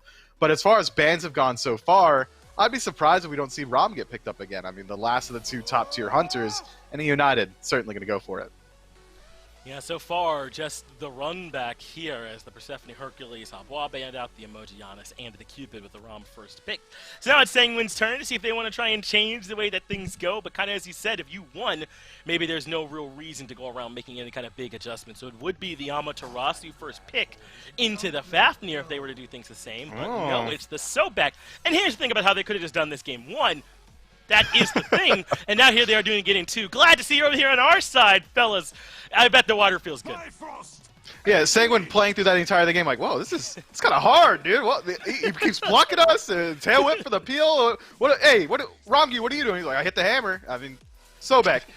That's my 30-second elevator pitch on why you should have Sobek instead. And I think that they certainly have upgraded their draft here. Now, not only are they going to be a little bit more versatile in late game team fights, more survivable in the laning phase as well, but their laning phase just got a huge boost to their kill potential. If anyone gets displaced by Sobek, Heimdall can slow them as he closes the gap with the Galar Horn, so he can find auto attacks, or even knock them up further away towards their own tower.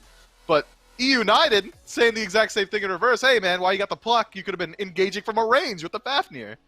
Yeah, fool, don't you love being able to only fight when the ultimate's up? Here's what I'm thinking. Why didn't they take the Amaterasu? That's what I thought for sure was going to be the return pickup. I hadn't even fully registered in my brain it was Fafnir. I just knew it wasn't Ama. But either way, King Arthur is the pick, so Sanguine don't particularly want it either. Unless I'm confused, it's banned down there and I don't see it. It ain't making a whole lot of sense to me. But these two teams don't have to play it, right? Yarkor has a ton of other picks in his god pool. We see them frag on the Cthulhu and obviously on the King Arthur as well. And Sanguine wants a composition that's a bit more capable of fighting, and that's what King Arthur does. He can take people out of the fight right away with that ultimate once it's fully charged, and that's what Sanguine won on their squad this time. And now eUnited making a couple adjustments in the ban phase. It's going to be a Merlin taken away from Shinto here. Sanguine, on the other hand, throwing out that Thor ban. A little bit surprising to me. I would have expected maybe for them to try and target out that Amaterasu instantly. I'd be surprised if that does make it through the ban phase here going forward.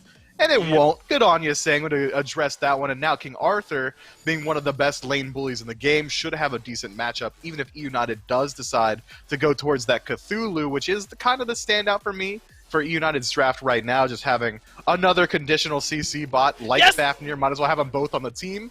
But Shinto to the Thoth, I'll let you take it, man. You sounded excited. I knew that this was what was going to come. Imagine banning the Merlin only to unlock the Thoth.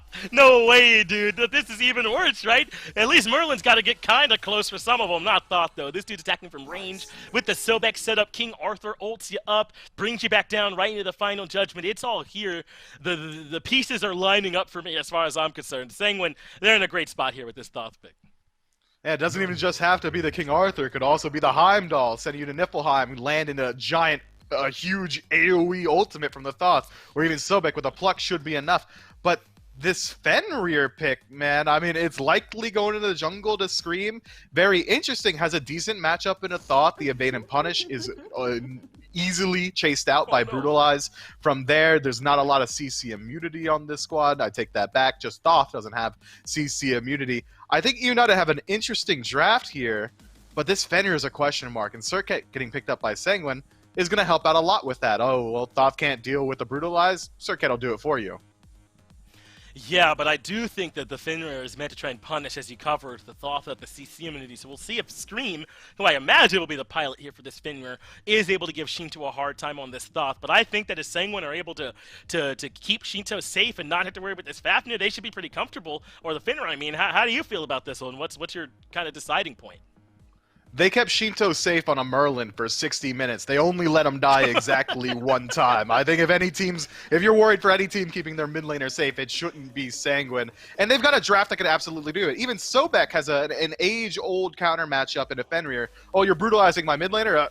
Go the other direction. I'll just pluck him away. Or even if he jumps into the backline, all of a sudden you're tail whipped off. There's a lot of backline peel for Sanguine here. I don't think they have to worry too much about this Fenrir, unless Fenrir just kind of hits the gas really early on. If he pulls a huge lead in the early, all of a sudden you're not just worried for Thoth, you're worried for everyone. But I think there's a reason we don't see this pick very often. Well, this feels a bit more like the eUnited we know, huh? Picking picks that we don't see coming up all the time, but that we do know can work if all the pieces fall the correct way. Let's see if they do. Dolson and Gore will give us the call. Water has been drank, Ramsey has been fed, my brain has been re-engaged after an hour-long Game number 1 goes for Sanguine. It is Dolson, it is still Gore, and it is still Doug for game number 2. Gore, wow, glad we got to take a bit of a deep breath after that one, because what a way to start start off this set, by the way. Start off this set with an hour-long game between these two teams. And look at the pivots that eUnited have made in their composition going into game 2. Raw stays the same. The sustain was massive for them throughout that game. But the Fenrir, Gore. The Fenrir makes its appearance. We've seen it, what, in 3 different roles now? With Scream being the one to pilot it here in the jungle. What are our expectations? Yeah. Honestly, I'm excited to watch it. I think it's a lot of damage, but again, one of the things, like, he follows people through their dashes pretty well, and I think there's some gank potential onto Shinto, onto Netrioid, but realistically, I think it's setup that's going to come through, right? It's not necessarily how well Brutalize can follow some dashes, as much as I think the stun, when you have your full rune combo up and you jump in, that could set up someone like Hurrowwind, who was able to find a lot of stuns, or a lot of ults, I should say, in the last game. Scream also being able to turn anyone into a chew toy, much like your dog or my dogs do, and just hold them in place, although that doesn't happen that often with a real dog. No. Either way, hold them still for Snoopy or Hurrowwind to find the damage. I anticipate he's going to find quite a good amount of squeaky toys on the side of Sanguine. Let's hope those are the only squeaky toys we're hearing throughout this game. A No different guarantee. look. No guarantees, right. A different look at the mid lane here as well. While it is still Hurrywwind on the Raw, Shinto back on Thoth. I say back because it's looked good in the past. Look at Scream. Oh no, he's just shy of the damage. Hurrywwind, hit him with it. Hit him with it. Oh, he's just short of it there. Fantastic example of what an early Brutalize can do for you. Shinto just has to walk away and barely escapes alive. Scream feared on away. Panatom will survive as well. So good aggressive start for Scream here out of the jungle, Gore. Already engaging on Shinto on the Thoth, as I was bringing up just prior to that gank. I think it's going to be a little easier to do this early on than as the game goes on, right? So this is where he needs to be a little more aggressive. Again, late game, I think he's just going to be playing setup potentially for this Raw. But right now, especially considering what Panatom is playing on this Circuit, I think the advantage should go to Scream for the first few minutes, first few levels as well. The only downside I have is that the last time we saw Scream pull this out did end up being a loss for eUnited. They've only done it once so far this phase, but it's weird how often that happens, right? Like, you know, you see the Yanis, the Bastets, these weird pocket picks that only eUnited have that they pull out and look great, and then they're always willing to go somewhere else, this Fenrir being one of them that happens to have cropped up once before. We'll have to see if it can maybe change his fate around a little bit, but it feels a little awkward and misplaced. Like, when you just look at his kit, there's a lot he could do that could potentially solo carry a game. But when I'm looking at Sanguine's lineup and I'm looking at this Fenrir, trying to figure out where his big win is going to happen, realistically, in my eyes, is happening only in potentially mid, because otherwise I think it starts to maybe slip through his claws as where he can find that real, true pressure. Yeah, sorry, small puppy attack onto the headset there. I made the mistake of leaving my cord hanging anywhere off my desk area. Your own personal Fenrir. Right, exactly. My own personal Brutalize onto the headset. Like what I'm seeing out of Scream here, and the idea on moving in onto Shinto, though the good, I don't know if you call it calculated, but Shinto able to walk away with just the right amount of health. Doesn't have the same sustain, though, as Hurrywwind does, so that'll put him back, and now one level behind as things stand before we jump back in, after we get this quick pause sorted out. What'd you think of Hurrywwind on Raw there in Game 1? Obviously, the sustain, very important for this eUnited team and their ability to survive under some of those Phoenix sieges. I think some of the searing pains were hitting as the game went on. What's your overall grade from what you saw? Honestly, I think, Gino, I think a lot of the members of eUnited had an impact in making sure they found that defense. I would give Hurrywwind 85% of the credit for the game lasting as long as it did. I mean, the healing became a huge factor in a lot of those late game fights, but even before that, him lining up the snipes, right, hitting people to make sure, I mean, that's why that right side Phoenix was cursed. It wasn't because they just couldn't go in and kill it. It's because if they stepped forward, you have Roth shooting through the wall, sniping 1 to 2 members in the back line, and the damage output he had late game was just ludicrous. ludicrous compared to what you were expecting. I mean, it was a lot of burst that I think Sanguine weren't expecting that came down from Heroin. So I'm going to give him a full-on A+ for it. I mean, even though it was a loss, I think he is pretty much the main reason they were able to prolong. And I think there's a lot that came from Scream, a lot that came from Baskin and Gino, and Snoopy because of his damage as well. I just think you have to look at how all of them played together. I think Heroin really enabled the team to do what it did. And so putting him right back on, it's a good call, except this time they can go snipe for snipe, right? Every time that Heroin hits one, you'll probably see one from Shinto. That being said, Heroin will have his up a little more often than Shinto will find his. There's a little more versatility in what Shinto is able to bring, though. He can cancel out of that snipe. It's a longer range overall. So there's a lot of moments of play that Shinto can make here. And we've seen him hit 2 to 3 members at a time with that final judgment. But you always have to keep your eye on Heroin. I think he played it well. There were some fireworks in the long lane at the start of last game as well.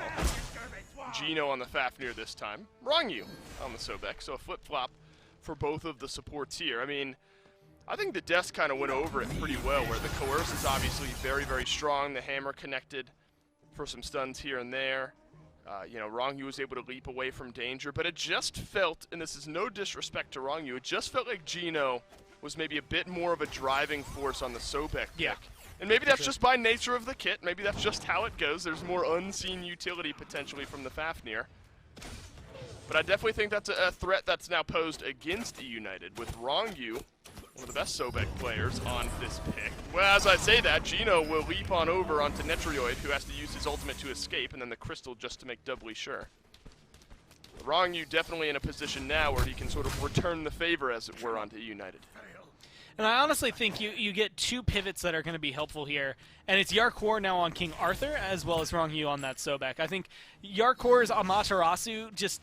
There were moments that last game where eUnited, the main reason they were able to win the fight were because he got picked off very early on. I think King Arthur is going to allow him to stabilize a little bit easier over there for the solo lane, and I think Rongyu is going to be able to set up a lot more. A lot of the reasons you were caught off guard anyway was because of that Sobek pluck.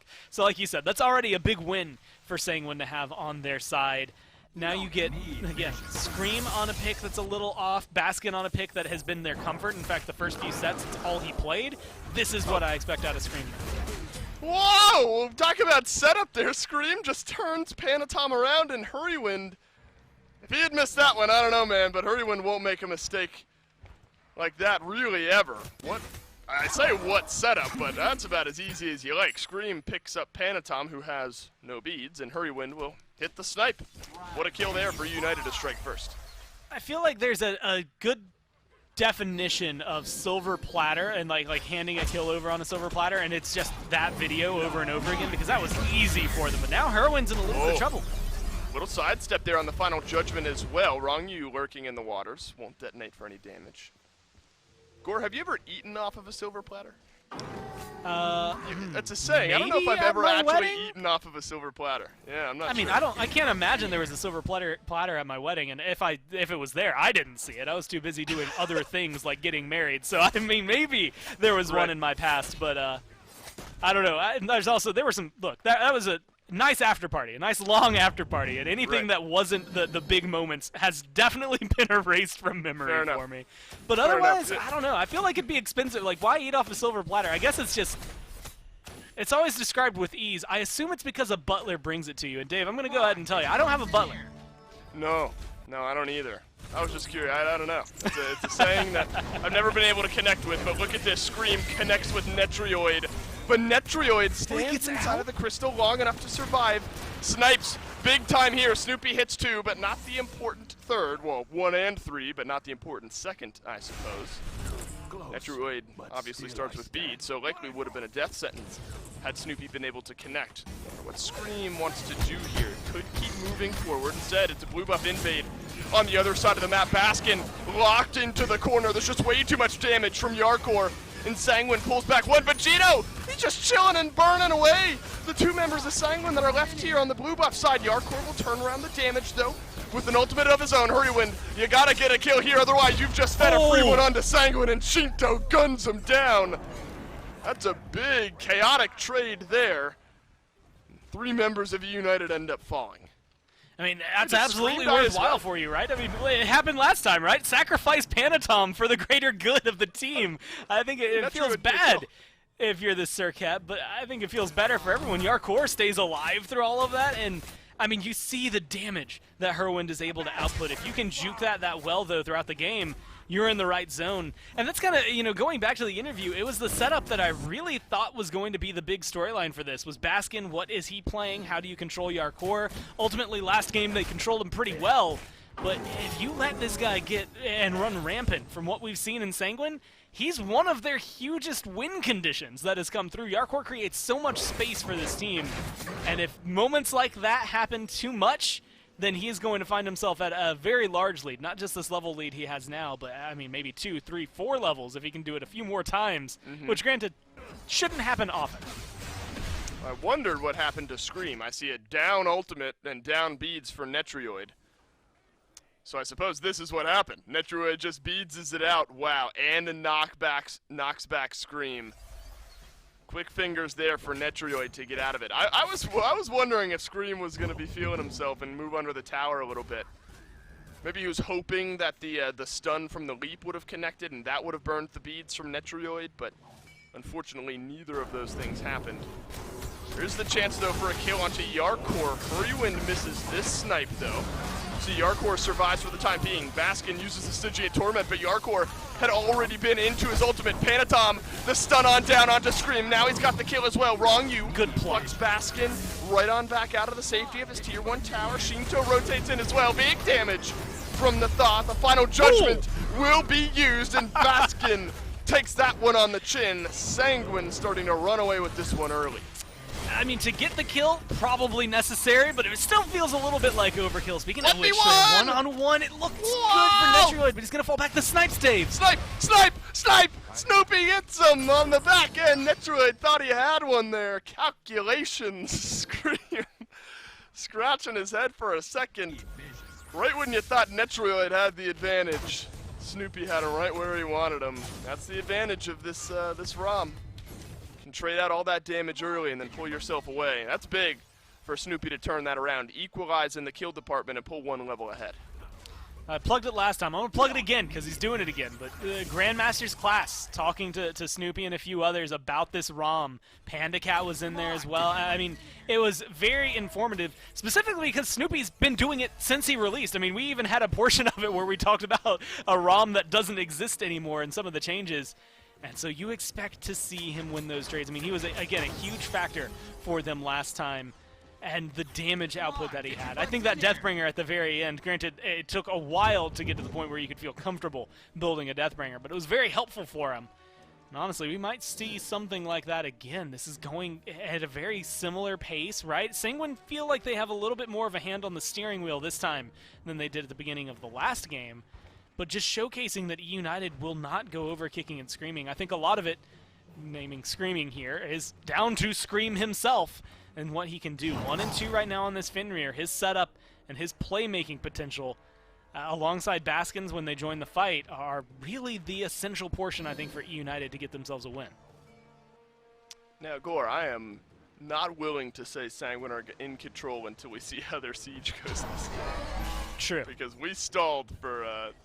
I mean that totally in a joking manner, of course. Sanguine definitely in control through the first part of this game. 2,500 XP, almost 1,500 gold. But remember, that's where the game really stalled out. Still a big core of that defense in the Raw is in Herwind's hands. That's a long way coming, it seems. At this point, still every tower in the game standing. The one over in the solo lane somewhat low on the eUnited side. Can't tell if Yarkor ended up confirming that buffer. Now, Baskin does make his way back over, pick up his own blue buff, so... Although I suppose, Gore, that's sort of what we expect from this lane. King Arthur, notorious bully, of course. Basket on the Cerberus can do some damage, but maybe that pick is more just for setup and later on fights, and Yarkor, not surprising that he has a level or 2 lead. You have to remember, there was a period of time where we were kind of worried that Baskin was only playing Cerberus, right? I mean, they were coming in, they showed propensity to first pick it just to make sure he had it. And it was a little worrisome because it was that question of, is this the only thing he can play over there in solo? And in some of the games, it's not going well. I mean, this is another one where it's not starting off too well for them. But he answered that question. I mean, we just saw what that Nike could do. Definitely has a wider God pool now than what we got to see at the very beginning. And like you said, because he's a Guardian, like, you're not supposed to win lane against King Arthur. You're supposed to just hold your own. He's going to have to hold his own underneath a gank from Panatom and his Tier 1 tower. He's at least done the living part of things, but the tower will die on the back end. Deuce does return some damage onto Panatom, but he'll leap away. No blue buff to be invaded this time from Sanguine. It's an early tower, 13 minutes in. Look at the pressure, though, from eUnited on the other side of the map. Wrong, you brutalized down, but will dash away. Half HP stays alive. I've wondered if we would see this, an immediate answer onto the Gold Fury. And they're going to start that. Wrongy's in the neighborhood, so is Netrioid, but that's a dangerous position to be if you're a carry. Look at that collapse from eUnited. Netrioid evaporates under the brutalize from Scream. Now, I'm not sure Sanguine have much more they can say about this. They do have 3 important ultimates. eUnited are missing 3 important ultimates here. Gold Fury half HP, Scream around the backside. Panatom Wrong, still somewhat low from the previous engagement. eUnited just poking their head in and out of this Gold Fury pit. Baskin rotating in. Ultimate from Yarkor gets things started on the back line. That's Hurrywin who needs to stay alive. Wrong, unable to do so against Scream, and the Fenrir will notch his 3rd kill of the game. Is that enough of an advantage now for eUnited to complete this Gold Fury? Panatom close by. Searing Pain ready to go for Hurrywin, and it's used on Panatom instead of the Gold Fury, and they'll get the objective on the end of it. Interesting calls there, Gore, from Sanguine, just kind of one by one poked their heads in. Yeah, Netrioid, and then Wrongu, then Panatom, all just getting pretty easily erased. Panatom maybe more of like a side note for them, for eUnited, because he's trying to get in there. Same thing, Shinta threw out the Final Judgment, quite wide from where the Fury was itself. Got some damage onto Baskin, but didn't really find a lot of utility out of it. It's decisions like that and fights like that from Sanguine that really help keep eUnited not only in the game, but now in the lead. About 1,000 gold that they've been able to pull back. It's not enough, again, for anyone to truly start running away with this, even 15 minutes in. But you do 3 or more fights like that, and eUnited should be able to knock down your Titan. I mean, 3 or more fights like that, you know, at this point in the game, 23 minutes in, maybe is where I would give you the 3rd fight. That's Fire Giant and Phoenix, at least, right? So you have to be very careful how aggressive you get if you're Sanguine, and where you get aggressive. I mean, I think Scream's a pretty easy kill, and they're going to go for him again. Scream pops the Thorns, gets plucked back in by Wrong, an immediate answer in the transformation from Gino. So nothing else here from Sanguine, nothing else here from eUnited. Expect Wrong to be looking for a lot of those plucks as this game goes on. But unfortunately, not low enough in the health department to capitalize for a kill. Scream working close by as well. This Fenrir has been very important. He'll be important now. Shinto misses that Final Judgment. Hurrywin being dove on here by Sanguine. Searing Pain sends itself on through, but Yarkor will get the kill anyway. Snoopy and Scream have rotated on over from the left-hand side of the map, and Yarkor dashes his way away, and Gino right there to follow up. Up and down goes Scream, though, and Snoopy is going to be the final damage dealer in that engagement. Scream avoids the final shot from the tower as well. Wrongyu pulled right back into the eUnited backline. A double kill from Snoopy, picks up right where he left off in game number 1, and eUnited have right back and stabilized into this game. It's not quite as much as I was thinking before, but still enough to pull it back in their favor. A second fight for eUnited.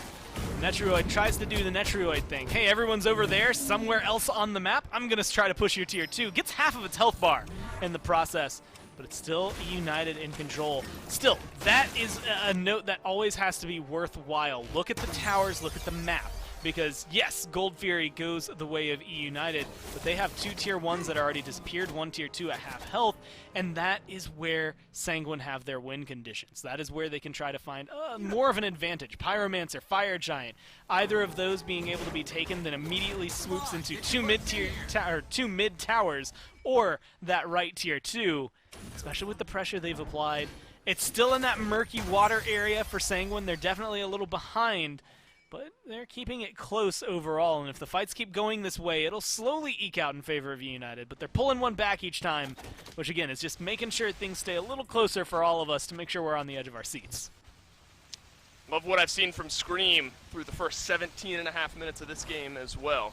It's always interesting watching these kind of niche picks get locked in to some of these games. You never know exactly what to expect.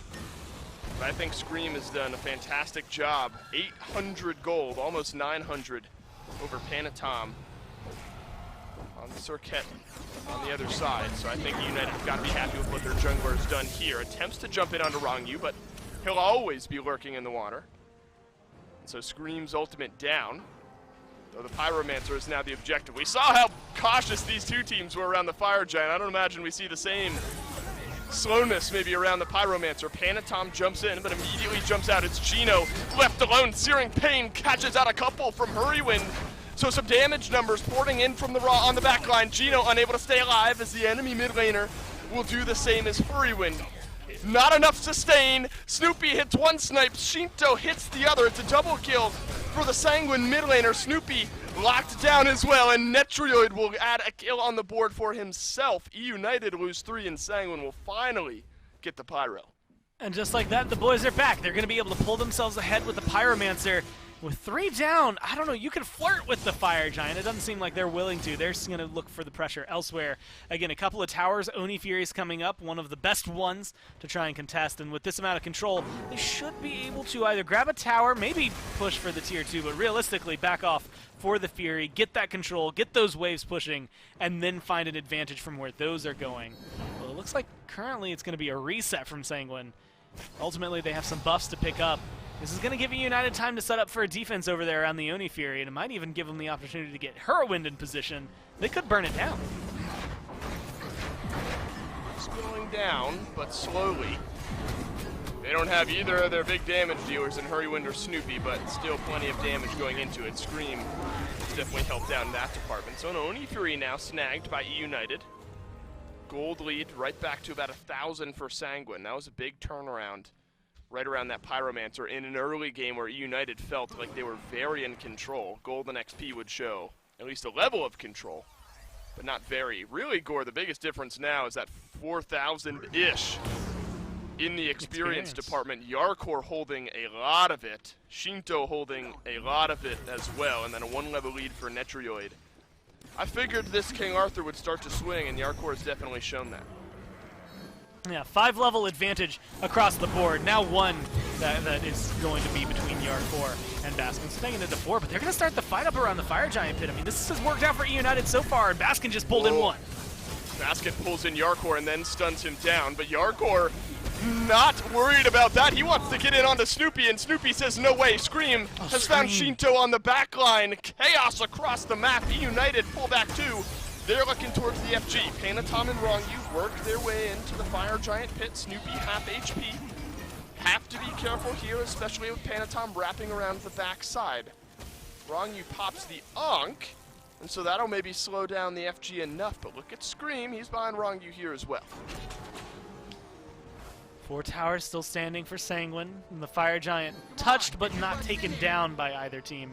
And I think that's the unfortunate scenario. You've got 20 seconds left in a 3v5, and you're still not fully confident you can take it. They're going to start it up, though. Netrioid might have something to say about it. Same thing for Panatom, but this also might just be a trap laying in wait for Sanguine. Whoa, but Scream is ready. He jumps on over. The Brutalizes connect onto Panatom, but Scream has been silenced. Baskin there. Still on FG. Double Dogs trying to chase down Panatom here. Baskin not slowing down on the chase, but right back over in the FG pit. Netrioid has to crystal on away. Rongyu, the last member of Sanguine, in range, and Scream just takes him out of contention. Rongyu probably falls here as well. Massive turnaround. Again, I mean, we've turned around enough times. We've spun this wheel 2 or 3 times here in this game, Gordon. eUnited right back on top. Now being able to get aggressive. Look, those 4 towers I just highlighted, look, there's 500 gold. Not even separating these teams. They're both at that 500 mark in the 58,000 era. They're about to get a lead, and they're going to make it pretty massive if they do it properly. And it looks like they're going to go mid to left, tier 1, tier 2. Should pressure left side Phoenix right afterward. If they go for the reset, I think this is just them trying to push up that wave, push up that lane in general. But also, again, spend the gold that they've had because they were sitting a little behind what Sanguine brought. and you're getting to the point where there's no Rod of Asclepius online for Heroin, but instead he's just jumped straight into the damage now and is going to be available in that mark. It's getting to be a dangerous game, and specifically Scream has been setting up a lot of this. I had said earlier that I expected him to be maybe the one to do it, but the fact that he's able to get into the backline, he has just enough protections now, the Pridwin online as well as everything else he's picked up, has enabled him to go undamaged mostly. I mean, yeah, you can throw whatever you want at him. He's going to shrug it off, and that allows him to chase out the likes of Panatom, Shinto, Netroid. Anyone he sticks to is going to need some help making sure that peel comes through. Now if you open up this left side Phoenix with the healing available to him, eUnited, at least they could really critically injure Sanguine's entire game right here. I think Snoopy has had himself about a set and a half so far. Obviously you fall short in game one. The Raw felt like a driving force on the defense and continues to be so here for eUnited now on the offense. 5 members still with the FG buff. Gino will coerce the rest of his teammates forward. Shinto working in the back. Panatom doing the same as well. Hurrywin trying to sustain up his squad here. Full 5-on-5 fight. Panatom just playing flex kind of in the mid there. Nobody from eUnited has made their way over to mid, so Panatom will likely have a free route on in. Another coerce lands, and that is Scream's cue to make his way into the back. He finally gets onto Shinto, but instead he's pulled right on away by Panatom, who has to use the ultimate here. Left side Phoenix melting on down. Baskin has pulled 2 back into the back line. Final Judgment melts down Hurrywin's health bar, but there's some sustain. Wouldn't you guess it? Snoopy's connected, and he's done it twice. 2 down from Sanguine. It's Shinto and Rongyu watching from the grave. I mean, 2 shots, 2 kills. You can't ask for more from your ROM and one of the most important players on Sanguine God right now, and Shinto. Now that means, once again, group up under this heal, get ready. They should be able to get this Phoenix no problem. And they have enough pressure now, Dave, to be able to get at least mid-Phoenix. I don't think you run to the Titan. At this point, if 2 members of Sanguine are up, it's a dangerous game to try and run to that Titan room. They will defend it at the cost of their lives. There's a stun onto Panatom, though. He's taken so much damage. Scream is tanking up the Titan on his own, and Yarkor will benefit to the tune of 1 kill. Mid-lane Phoenix does end up falling. Now Snoopy has to use the beads. The roll on away from Yarkor. Does some damage on the exfil. Panatom, though, still chasing down. Blinks on in. Dashes on through. Stunned down on the escape. That's Gino you can thank for that one. eUnited get 2 Phoenixes and only lose Scream in the process. I mean, well played, and they're still in a position. I mean, you lose Scream, and he gets a little aggressive. But look at this. This is just, again, set up an ambush here. You're waiting for someone to make a mistake, and unfortunately, Shinto takes that 1 step too far forward. Whoa. That gives them another advantage. I mean, they're a minute out without any mid laner. Sanguine all by the blue buff, except for Tier 2. Rongyu. They do go back to base. Good point there, Core. Forgot the tier 2 existed. eUnited don't, however. Fire Giant buff will now fall off. Huge swing here in this game, where all things were equal. You knocked down a bunch of towers, 2 Phoenixes. Now you're going to get a Pyromancer, go back and spend some gold. Look at the gold in hand there, closing in on 3,000 for effectively everyone on eUnited, except for Scream, who was able to buy just a moment ago. This next Fire Giant fight has got to be feeling comfortable for eUnited. Yeah, Scream just got the early back compared to his team, right? He got the items online a little sooner than what they were able to do. Yeah, you know, totally calculated. Either way, look, there's one threat. Similar to how there was one threat last game, there's one big threat that's still on the board. Scream presents one, Heroin presents one, but realistically, it is the damage being dealt that is then cleaned up by Snoopy. That is the problem. I think if you can get rid of this ROM, you open up your capabilities as Sanguine to start taking the fight back to eUnited. But as long as he's alive, I don't know, and it's a dangerous game. Plus, I mean, look at his build. He's got the Devo's gauntlets, he's got his bows, he's got his chin size. He started up a crit item again, and if it's anything like last game, he's going to go potentially into the Deathbringer just for some huge hits that come through. He's got the attack speed on that already as well because of the rest of his build and his stem, so you know he's going to hit hard and consistently with it. Even though crit is a % chance, it's just going to happen enough because he's throwing out so many shots.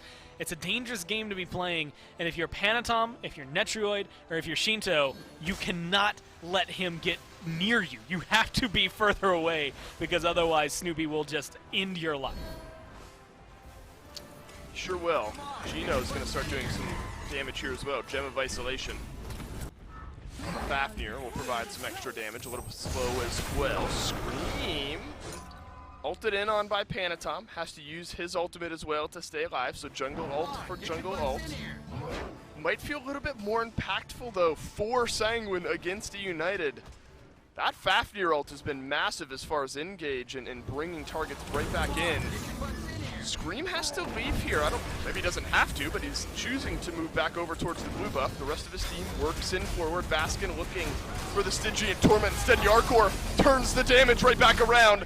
The final judgment from Shinto does not connect onto the Cerberus, so Baskin stays alive. It's a gamble that doesn't pay off, but doesn't necessarily cost him either. Fire Giant now still here for eUnited. Enough sustain thanks to Hurrywind to keep them on it. No secure outside of maybe Snoopy if you want to use the snipes, but Sanguine won't be in range to contest. Gutsy from eUnited, but the Fire Giant right back in their pockets. You can see it. 519 damage there from the Celestial Beam is just a little bit in comparison, I think, to what you'd see if he hits the enemy gods with it. Now with the Fire Giant buff as well, I don't know, Hurwin's damage numbers are a little ridiculous. Even here, this game, like, he's only done 12,000 so far, but he hasn't been in the same positions that he was last game that I think really led to what he was able to do. I could see that skyrocketing in one team fight, just based on where he's going to be. Otherwise, again, who's running away with it? 4,000 ahead of anybody else. It's Snoopy, and he finishes that Deathbringer with this gold. No tier 2 towers standing, no towers at all standing, I should say, for Sanguine. 2 weakened Phoenixes. It's a very easy base state for eUnited to go in and try to knock those down. But you have to be careful because Sanguine 5 men strong. The last time you came in here, they weren't at their full power, right? They were waiting on Shinto and I believe Wrong Yu to respawn. Now, having all of them available, unless you can find a good pick, should put up a little bit more of a fight. You can still find the Phoenix, but you might lose something in the process. As our very own John Finch likes to say, this game has simplified now for both teams. Maybe not as far as who you want to send where, but the fight, very one-directional. Not a huge chance for flanking unless you're Panatom on the inside of the base. Like the way Baskin has gone with his build as well. E-Staff, Void Stone, Stone of Binding is generally good enough to do a large portion of a backliner's damage if Baskin can make his way in there. Though neither of the backliners are over here in the mid lane. Baskin nonetheless is going to burn down some damage onto Panatom. Half HP still on both of the Phoenixes. Sanguine though rotate right on in. Scream has to use the ultimate, won't use it on anyone. He'll walk away and stay alive. eUnited in the meantime though use that pressure to take the left Phoenix. They are going to be able to find that easily. Now they can just regroup and go for mid. Again, the healing is going to come into equation to make things pretty easy for them overall. Unless Wrong Yu, I guess, can A, stay alive in a fight, and B, get a really well-timed Cursed Ankh. I mean, shutting down this healing has been a very significant problem overall for the members of Sanguine. They don't really have a lot to deal with it in terms of items outside of Divine Ruin, Brawler's Beatstick. So they do need to commit maybe a little bit more to try and deal with that, or just accept the fact that they have to kill Hurwind if they want to make sure that eUnited have to go back to base to find that healing. Otherwise, they're just going to be able to step a couple steps back and come back into the fight no problem. Most of the ults up for eUnited. Scream's about to have his. Gino's a little further off. But either way, that's a big threat for Sanguine right here. Here comes eUnited, and it's right into the backline onto Netrioid. But the ultimate is enough. Baskin, he's found 2 in the back, though. And Netrioid makes his way right back in onto the fountain. Snipes down from Snoopy. Not enough here. eUnited have to work right back in. Look at the healing that Hurrywin's providing. It keeps Scream alive for the time being, but Panatom sends him right back. 1-for-1 trade. As Snoopy notches his 8th of the game. Mid lane Phoenix falls. Right side Phoenix maybe now being looked at. eUnited stay alive. Sanguine do the same, but both Phoenixes will fall. And they have the pressure and the minions over here to make this one go their way. 30 seconds left on Fire Giant, so there is a timer ticking for them to try and get this. But also Snoopy exists, so it's going to work out for them, right? I think at this point this ROM is doing so much work for them. I mean, just shredding Wrong Yu like it's nothing. Oh, that's a Sobek! That's a 30-minute Sobek right there that just got deleted like that. Absurd! From eUnited. I like Doug showing us the healing numbers just a moment ago. I believe closing in on 19,000 for Hurrywind. That is Shinto's damage. God, I mean, that's oversimplifying it, of course, but he has done the same amount of healing that Shinto has been able to do in the damage department, and Hurrywind has also done good damage himself. Doesn't have the Rod of Asclepius this time. Instead, just the Lotus Crown, providing for a little extra snipe potential on some of these sieges. Now Hurrywin and the rest of eUnited Gore in a fantastic spot with 3 Phoenixes down, Fire Giant in the next 40 seconds, and I'm not sure Sanguine can step out with the map pressure that's pouring into their base. And look, Dave, I've seen a lot of defenses from Sanguine in their base so far this weekend. Who am I kidding? I have to say, I do doubt this one only a little bit, and only because it's 3 Phoenixes, right? I think any other scenario, I give them all of the credit in the world. And honestly, as long as all 5 of them are still alive, that Titan is not going to go down. But there's a lot of work for them to do to make sure this doesn't happen. This is feeling more and more like a Game 3 as time goes on. I mean, eUnited are driving us right to where they want to go. They've been controlling the steering wheel for a while now. Unless Sanguine are able to either A, sneak in and steal a Fire Giant away, which is really risky with 3 Phoenixes down, or B, just find another insane defense. This is looking like an eUnited win. This will determine it. Here we go. It's Gino in on the back. Snoopy takes away about half of Shinto's health bar. It's an immediate return, though, by Sanguine into the back line of eUnited. Panatom does not want to be there any longer. A 4-man stun. That's the mantle from Yarkor, but it's a double kill from Snoopy that wins the day. Sanguine full-on retreat. eUnited, they do not care about the Fire Giant. They only care about that Titan. They'll be able to walk their way in here. 5 members strong against 3 of Sanguine. You just turn your eyes towards that Titan, and we're likely headed on to a game number 3 here. Gino still transformed, waiting for the Coerce to come through, or the rest of the members of eUnited. Snoopy working his way in as well. This is a tall task for Sanguine. Frenzy, pop, Titan, half HP. Game over. eUnited push us on to game number 3. All right, at this point, I mean, they played well for the last, 15 minutes plus overall. eUnited did exceedingly well, but what I need to see out of Sanguine, you can keep the same bans, but you just lost, so you can go over, maybe grab first pick. I think you have to trade one of those bans out for a Raw, and you have to take the ROM away from Snoopy, because those 2 picks right now are just facilitating so much for eUnited. I mean, it's giving them so much damage, it's giving them so much sustain, and in the middle of a team fight, trying to deal with both of them, especially where Panatom is just too difficult to truly lock them down. I think you have to take it back to picks and bans, try to shut those down there, and make eUnited play something a little less comfortable, because right now, they've been looking good on both of those. Well, Gore, here's to praying that the game 3 is one that we deserve in a set like this. An hour-long game into a 30-minute game, into a game number 3. Stick around, the thrilling conclusion of this set right after this break.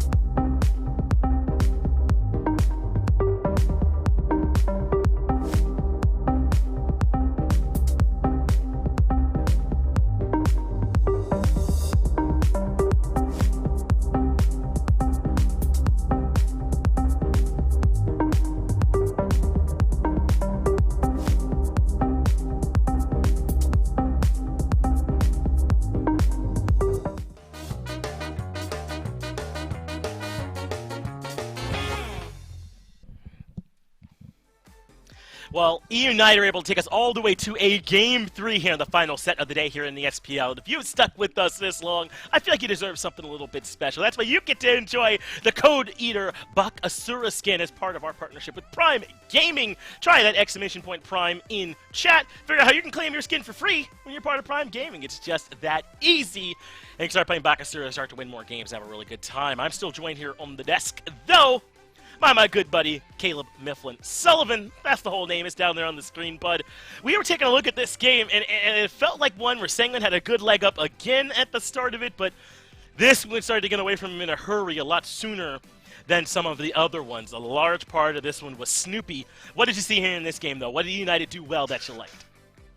I liked the early rotations. It felt like eUnited wasn't willing to cede any ground to Sanguine, and it did come back to bite him a couple times. I'm thinking the early rotation of Blue Buff, where we saw Hurrywin immediately lose his life. But after that, it felt like, despite being slightly behind a Sanguine in the early game, eUnited brought the fight every single time. If Sanguine was trying to invade, eUnited was there. If Sanguine tried an objective, eUnited was there. And sometimes eUnited was even forcing the fight onto them. But you kind of stole my thunder, man. How am I going to not talk about Snoopy? 10-1, 27,000 damage, all that structure damage as well, more than his entire team put together.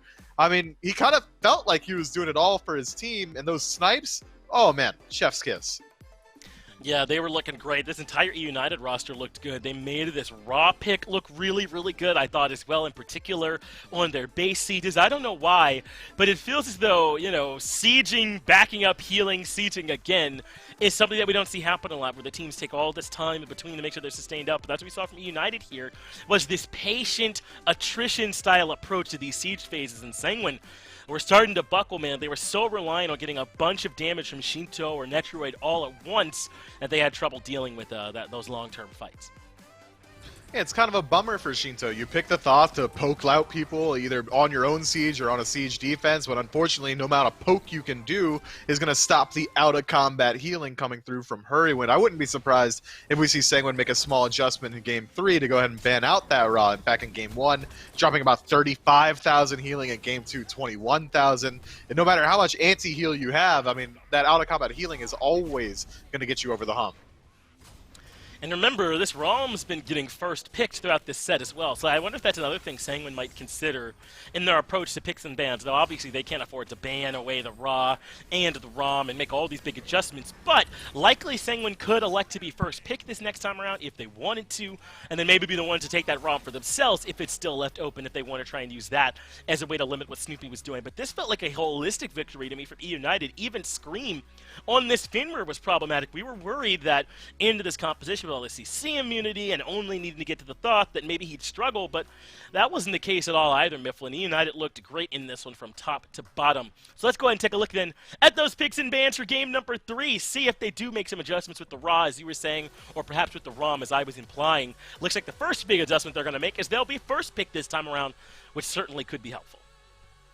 It should be. Now, Sanguine have the opportunity to continually ban out Yanis like we've seen in Game 1 and 2, which, I mean, against Hurrywin, I'll never fault you for, but it does feel a little bit strange having to ban out one of the most unorthodox mid-lane mages in the game, but that's what you get when you're that good at it. United's Hurrywin able to just act as a lightning rod for some of these bans. But Sanguine, in this first pick slot, I wouldn't be surprised to see him immediately go towards the Sobek, because we know that's been performing very well, but it feels like now Fafnir in this set is the only one to find a win. Maybe Sanguine trying to prioritize that one a little bit higher up, but I wouldn't do it. Amaterasu comes to mind, but look at this. Little Raw ban. Look at Sanguine's on top of things. Well, there you go. I was saying, do you ban the Raw or the ROM? Perhaps this is a ban Raw, pick ROM type scenario. That way we can both be right, Miff. I love that. It's a win-win-win. I get to win because we both won. You know how it is. Well, let's see. It's the ROM first picked in. Looks like 7 hours of SPL is enough for us to get a little bit right here towards the end of the day. Not bad there, Mifflin. The ROM certainly does end up getting locked in. It does. Now they've taken away the last remaining top-tier Hunter pick. eUnited going to be forced to falling down a tier, but as Phase 2 goes on, I feel like that sentiment kind of runs a little bit less deep. Heimdall, Jingwei, they don't feel like that much of a concession. They're strong. Each of those picks are strong in their own right, so maybe that's why we see eUnited go ahead and just wait a little bit on it, see if they can pick something up, something else that is better. And it is going to be the Hercules likely going into the support and the Amaterasu going into the solo lane. That's a tanky front line. That's a lot of dive. It's going to be hard for anyone that Sanguine picks up to contend with it. Maybe we're looking at potentially the Sobek just for that peel.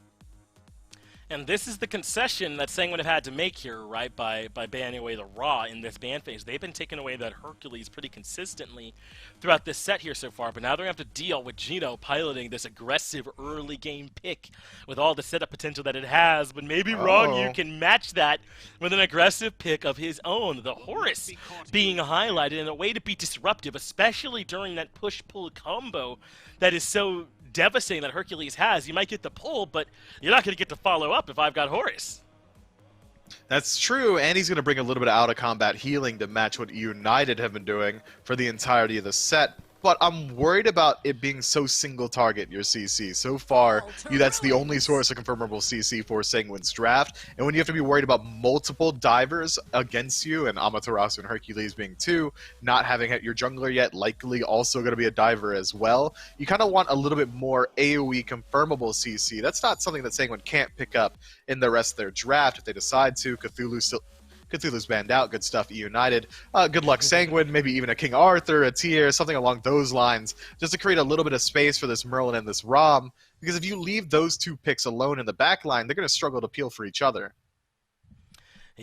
So it feels like to me, if you want to continue banning out the solo lane, right, this is either King Arthur or Wukong in this next ban here for eUnited, just looking at what's still left here, but it looks like they're taking a bit of an eye towards the jungle. Panatom's pick has not been selected either, so they took away Yarkor's top pick of the Cthulhu, they take away one of Panatom's big comfort picks into this Erlong Shen, and Sanguine themselves banned away the Thor, another one of those picks that we know that Panatom really likes to play in the jungle, so he'll have to go a little bit deeper down to the God pool.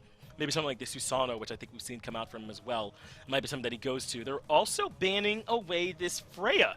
Now, this is something that Soupy might just like to play, but does this seem like a particularly good spot for a Freya pick? Would you have been worried about this if you were Sanguine? I think you could be worried about it knowing that there's going to be a physical support coming through, a physical soul laner, as well as a physical jungler. So you might think to yourself, where do they make it up? Potentially through the Freya. But I think that Freya is not so much stronger than Oleron that I would even elect to ban out any of the magical hunters, because so many are still available. You can even go towards the Chronos, the Soul, I mean the Oleron, as I stated earlier. I think I would have been preferring to see Sanguine decide to maybe ban out the jungler here, force eUnited onto something a little bit deeper in the God pool, but instead they decide, and you know, this is something that Sanguine does very often. I feel like maybe they project their own picks onto enemy teams. We know that Sanguine is very capable of playing the Freya and very willing to, so they expect the same from everyone else. It's not that terrible a ban, though. It's absolutely fine. Yeah, I don't think so either, especially in a world where United end up dropping down to Hachiman for their hunter. I mean, I think you've done a pretty good job if you've gotten them down that far in the pick list. I mean, Jingwei, probably a little bit more valuable, but unbanned, so clearly United just preferring to have this Hachiman here at this point. I do like it, though. As you said, you can kind of know what Sanguine are going to do a lot of the times, right? Because they're pretty upfront about what they value. They even expect you to value it, too. And if it's open, they're just going to take it. It's the Susano, Arthur, Horus as the front line to try and create space for this Rom Merlin in the back. Yeah, I like this draft for United a lot. I like it a lot. And even if you leave Hachiman alone with Hera, they're able to peel for each other, as opposed to if Rom is left alone with Merlin in the back line. So if it becomes a war of the dive, I think United should have a slight advantage come 5-on-5 phase of the game. But I think Sanguine's draft lends itself very well to finding picks within the jungle, within the laning phase, or along those lines. So it seems like Sanguine might be looking a little bit more so towards that early game and then use this Merlin out of mid to find some early objective burn. It is interesting, isn't it? It's not as if either team drafted these huge control pieces. They have a bunch of smaller ones, especially in eUnited, but maybe not what we're normally used to seeing. Things like maybe a Cthulhu could bring or something like that. So we'll see how things get resolved potentially around these jungle fights. And it sounds like, Mifflin, you're leaning a bit towards eUnited. We'll see if they can secure the win. Game 3, final game of the day. Dolson and Gore, take us home. Here we go. Sanguine versus eUnited. Everyone stand up, do a little stretching, get yourself ready. The final game of the day, Sanguine versus eUnited, game number 3. We've gone the distance, not only in this one, but in the one prior. Gore, no one I'd rather be here with in game number 3 than you, my friend, and we'll round things out here. Snoopy being on the Hachiman, I think very impactful here, not only because he's had a monstrous set up to this point. Quick math will tell me that he is 18, 4, and 15 in this set.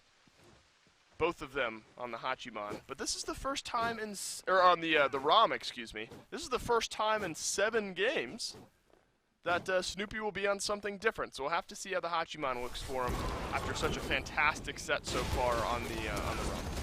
Which is really weird. Snoopy, one of the hallmarks, I think, of that first week of play was that he wasn't playing what everybody else was, right? We got to see some Chernobyls and other hunters that came through that we don't typically see often. I think Hu-Yi was in there as well, so you got a little more variety, a little more flavor that came through. I have to say it that way because they got rid of variety for that. Whoa, now it's whoa, giving them pressure whoa.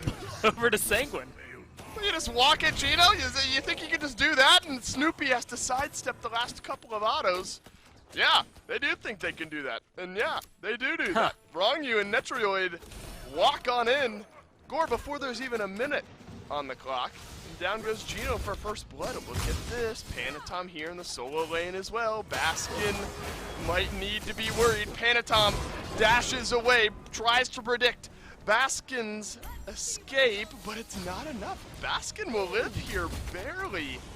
I thought for sure that's a kill, but the Amaterasu sustains. So I'm going to be honest. That kill onto Gino kind of surprised me. I thought they were going to get a lot of damage done, but we see that happen so often in Duo where they get really low and then don't die. I did not expect him to outright die there, and honestly, it looked like they were able to get a little more pressure. Now Wrong U's in a bad spot, Dave. This is just going to be a bloodbath over here, it feels like. Love the double stun there. Gino pulls Wrong U in, and then Snoopy hits the double tap for the stun onto Wrong U, but we know from Horus he can escape and has a little bit of healing in his kit to keep himself alive in moments just like that. I agree though, Corey. I mean, you look at both of these lanes, both supports want to get aggressive early. And now Wrong U's going to have a chance to as Panatom is lurking close by. There was a ward there, and that's when you saw eUnited kind of pump fake themselves backwards. So already the Susano, a journeyman, makes his way to solo, rotates over here to left, and unfortunately nothing to show for it just yet.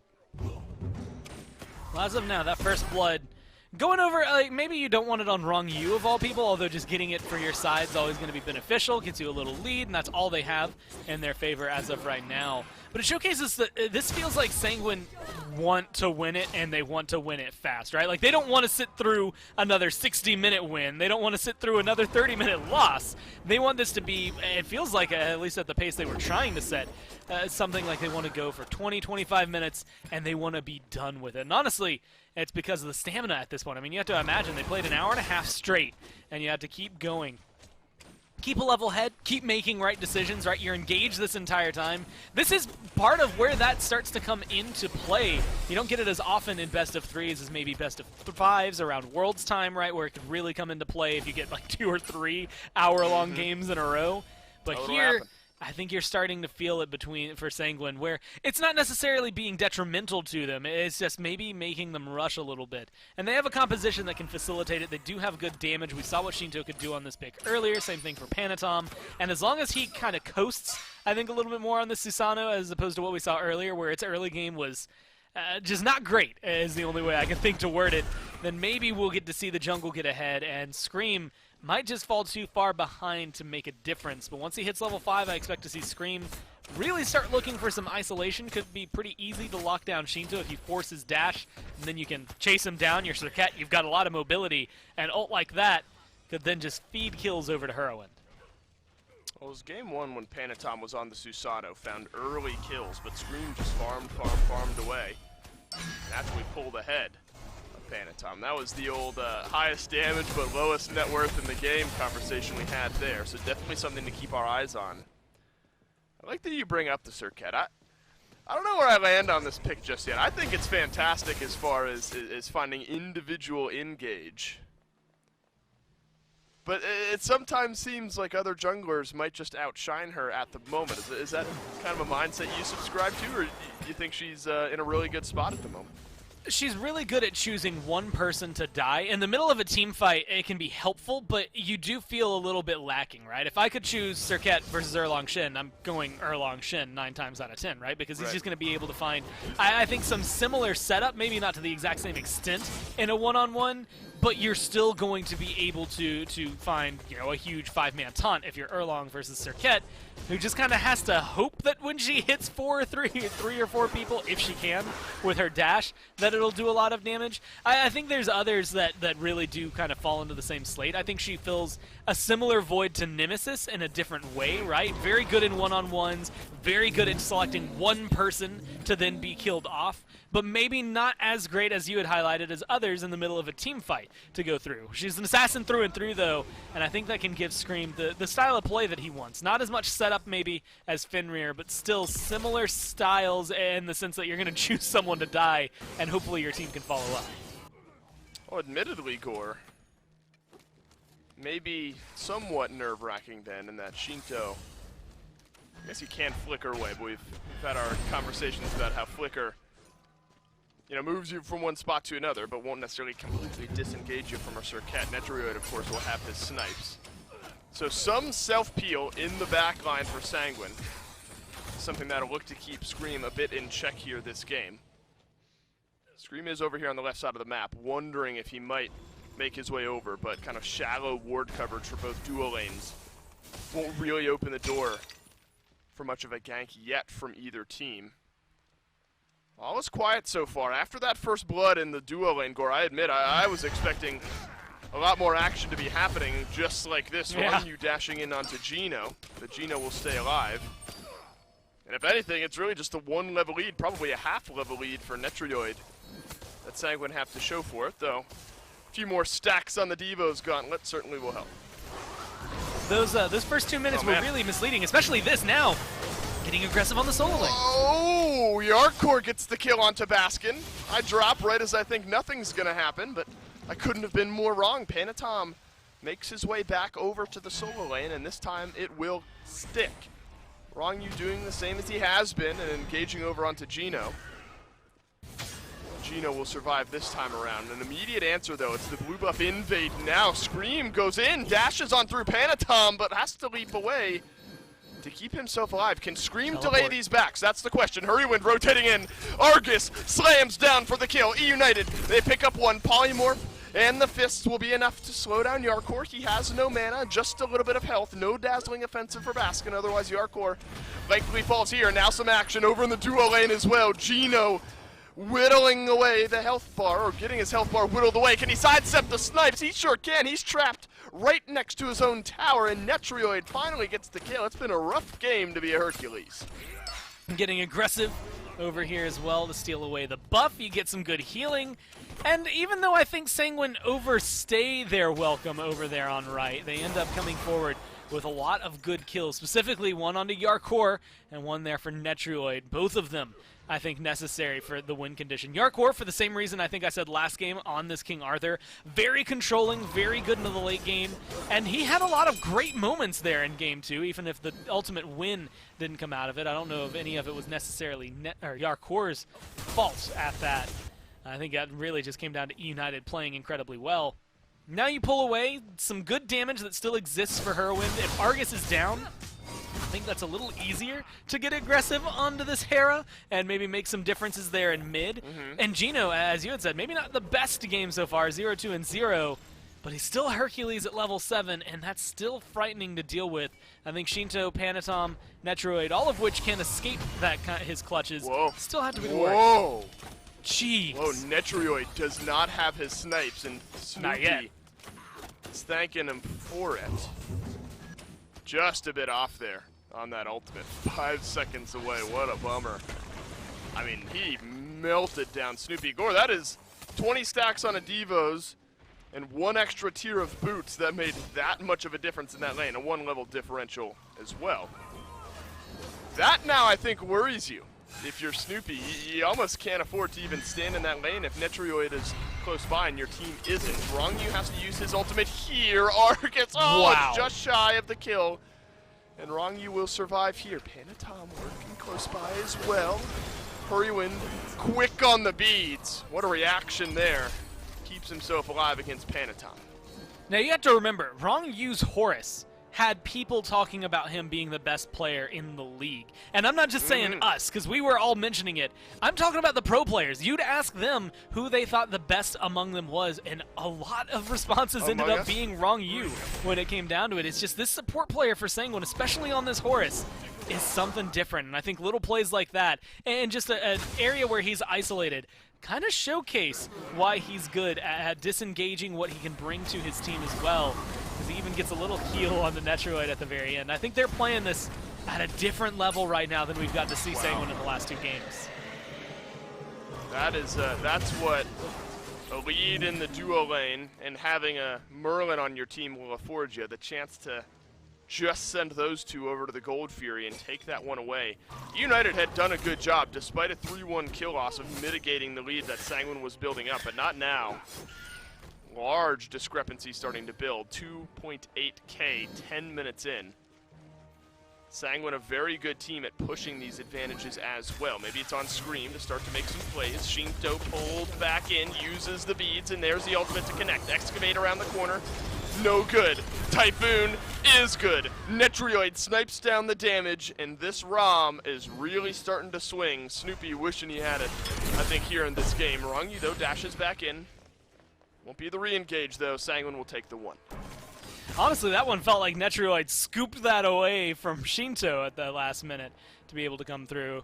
But either way, you know, being able to pick up those kills, keep things going in their favor, it's always going to be beneficial for him. Hurrywind is able to pull 1 kill, you know, so far this game, but he hasn't really been able to use it to keep up as well with Shinto. I mean, a little bit of a lead there, lead in the jungle, as well as that lead over there in duo lane is giving just enough of an edge to Sanguine in all of these fights. Plus the way they're taking them. I mean, they're fighting at a different level right now. This is the kind of team I distinctly remember, you know, being at the top tier of Phase 1.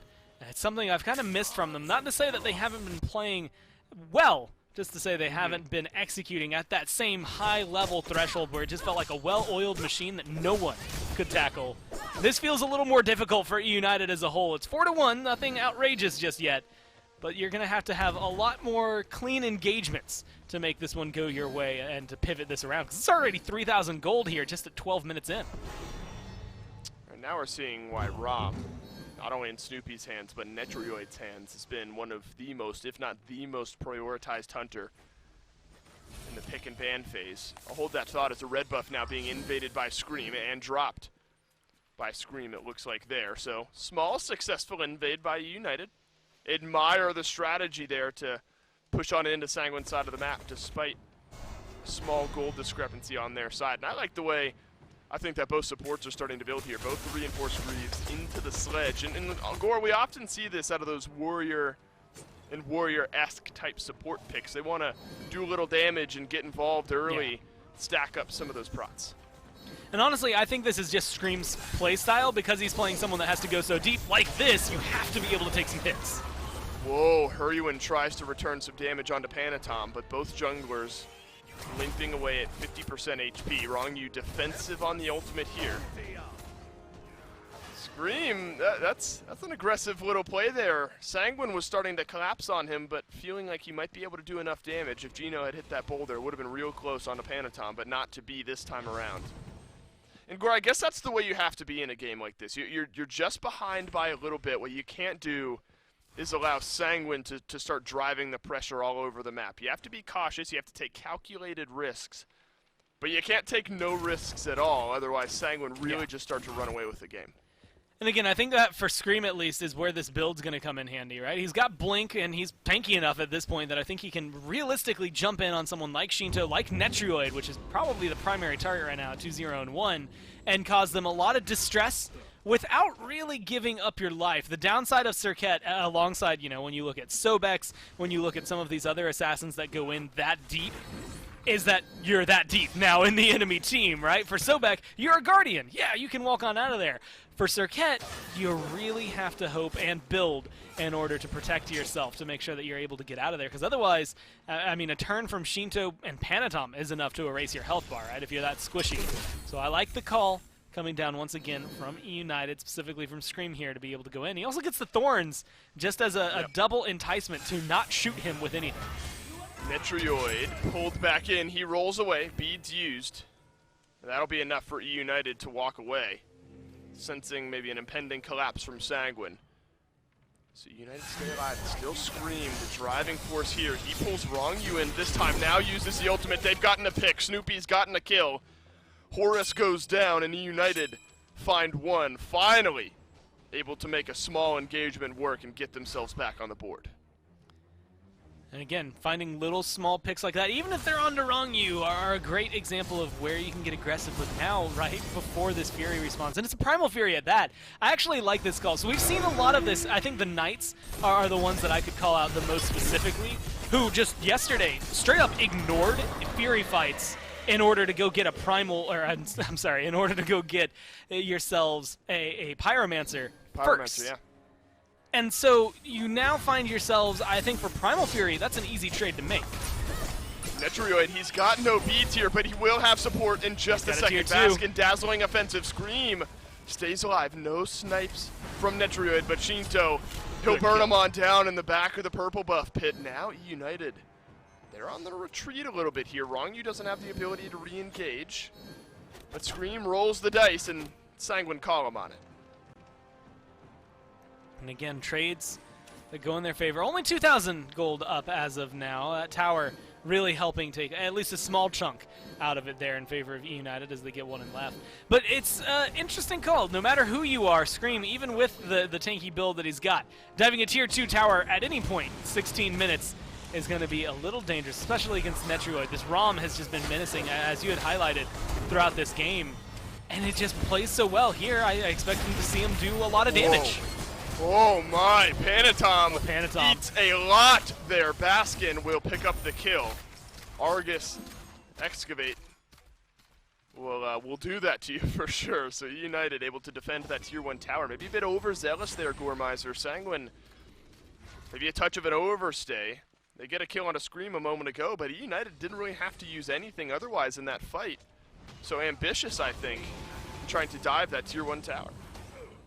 Well, they should soon enough have that cooldown for Argus disappearing as well, so Heroin will have to deal with that being gone, but that's not going to necessarily mean too much. Panatom, unfortunately, it feels very hit or miss. I think we've seen the Susano be one of the best things in the lobby, and we've seen the Susano kind of at this state, where he's not necessarily a detriment to the team, but at 0-2 and 2, he's maybe not setting up as much as you would like. This Susano was a pocket pick for them that kind of surprised everyone, I want to say a few weeks ago. I could probably track it down to its true origin if I was given a little bit of time. But realistically, it's just, you know, he pulled it out of nowhere. He's one of the only ones right now that's playing it. And sometimes it's, like I said, the best in the lobby and you want him to go back to it or you have to ban it. And sometimes you're just unsure if he's going to be the one making the play or if he's going to put himself out of position doing that or trying to. And now it's that kind of hit or miss quality that even though he has that level up on Scream, I'm a little worried about where he positions himself and what to watch in the next fight because he could very easily get shredded in that problem. It's the difference of protections between him and Scream, right? That makes it a little easier to kill off Panatom for eUnited than it is for Sanguine to kill off Scream. You look at Herdiwind, you kind of speak about protections. He's gone Divine Ruin into the BOV. Seems to make some sense if he's realizing that Yarkor and Panatom, hell, even Wrongyu and Netrioid are just going to be firing shots and diving onto himself in the back. I mean, so much of what works for Hera is that ability to self-peel, not only with the shield, but with the Argus, the Polymorph as well. I think I like the build path here from Herdiwind. I mean, the stats just seem to work for someone out of the mid lane who might need a little extra survivability. I'm curious where the next big fight is going to break out. With Fire Giant available, normally 18 minutes is like the first big hallmark. Like, unless you're wildly ahead, 18 minutes is the first realistic area where you're able to start getting aggressive on a Fire Giant. But with Gold Fury up in a minute and the way these teams are playing right now, it feels like the fights on left are maybe going to be a little more important. Tier 1s, 2 of them down now and on Sanguine's side. they have enough pressure on that right-hand tower that maybe they could, care to push up this wave and try to find something over there. It would definitely help them out if Fire Giant is their next call. But I think they just want to wait and see the engage that Scream is going to do. If you can catch the jungler off guard, it does just straight up open up an opportunity. And at this point, I mean, look, he's got another shield.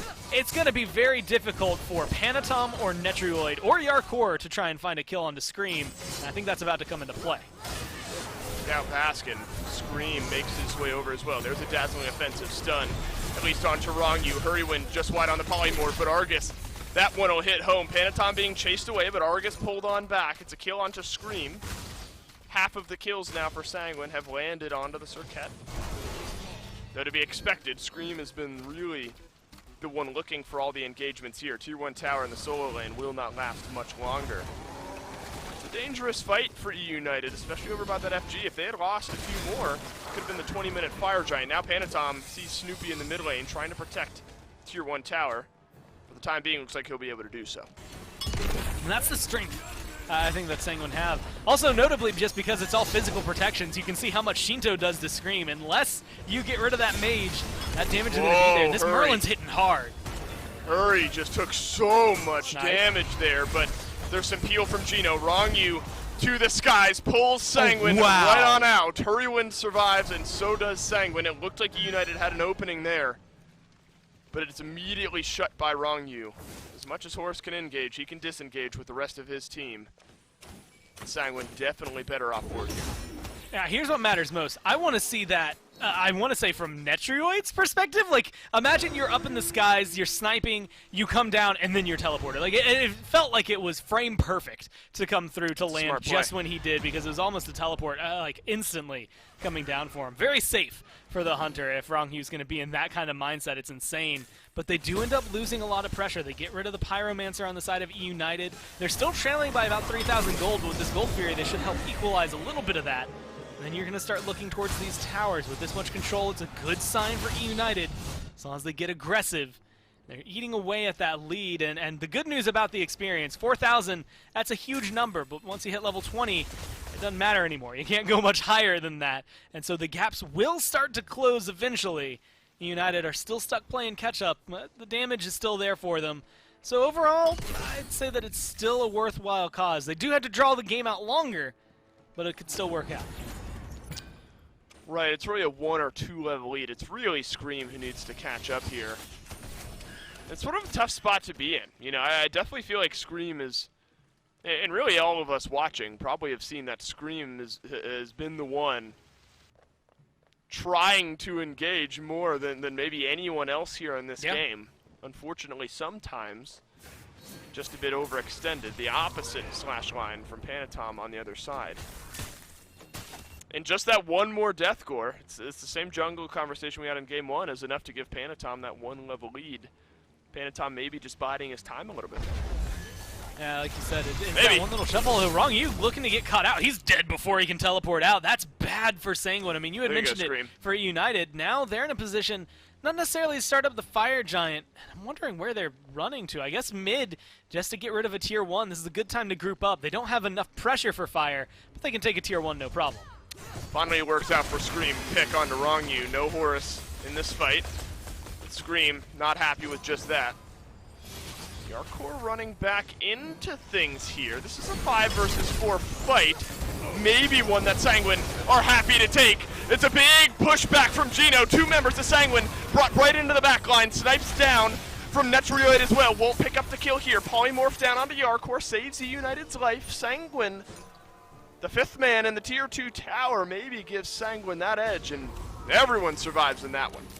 Extra little bit of damage. I also think it's interesting. Netrioid, when we got to talk to him about it, you know, a lot of the concept of when do you like to use your ROM snipes? Do you want them at the beginning of a fight for some damage to maybe burst them down? I think this is one of those moments, and one of the few that you'll see throughout, well, I guess the last 3 games now, that ROM is going to use it just to start things off as opposed to pick things up towards the very end, just because you're trying to thwart them from the tier 2. You're not trying to find the kills, although any flavor kills would definitely make you happy. You just want to make sure they stay away. It gives you enough pressure to save the tier 2, even though it takes a couple of hits, but it also gets you into a position where Wrong Use respawn, and is back aggressive. Ideally, this time running around in a two-man, it feels like he'd be easy to pick off if Scream finds him again. And that would set up eUnited maybe for this Fire Giant, which realistically has to be the next big target unless Sanguine or eUnited find a big fight away from it. I've already seen how cautious both teams are around this FG, especially in a moment like this. Gold lead has really shrunk here as eUnited have kept themselves in the game. Now though, Baskin searching for one, pull back, push in. Panatom has to disengage from the fight. Baskin uses the dazzling offensive as well. Wrong now ulted in by Scream. Big ultimates for eUnited, maybe not getting what they wanted. Oh, they're going Here comes in. Sanguine in behind eUnited. 4 members drop shipped on in behind Yarkor. He's chasing down Snoopy. Snoopy doing his best to survive here. Hurrywin won't be able to do so. Netroid snipes down onto Snoopy. What a play there from Sanguine to catch eUnited off guard. And 2 down in a wide split. Only Gino and Scream available. Baskin going to be teleporting back in. This could lead up again to another split to try and find a kill. But look at them. They're all 3 in different directions. One pick could be easy. But Scream, Baskin, as well as Gino, if they get a synchronized collapse, they really could eat up Sanguine. Wow, what a risky play there, really, from both teams. Scream, you overextend. Baskin, Gino, you overextend there.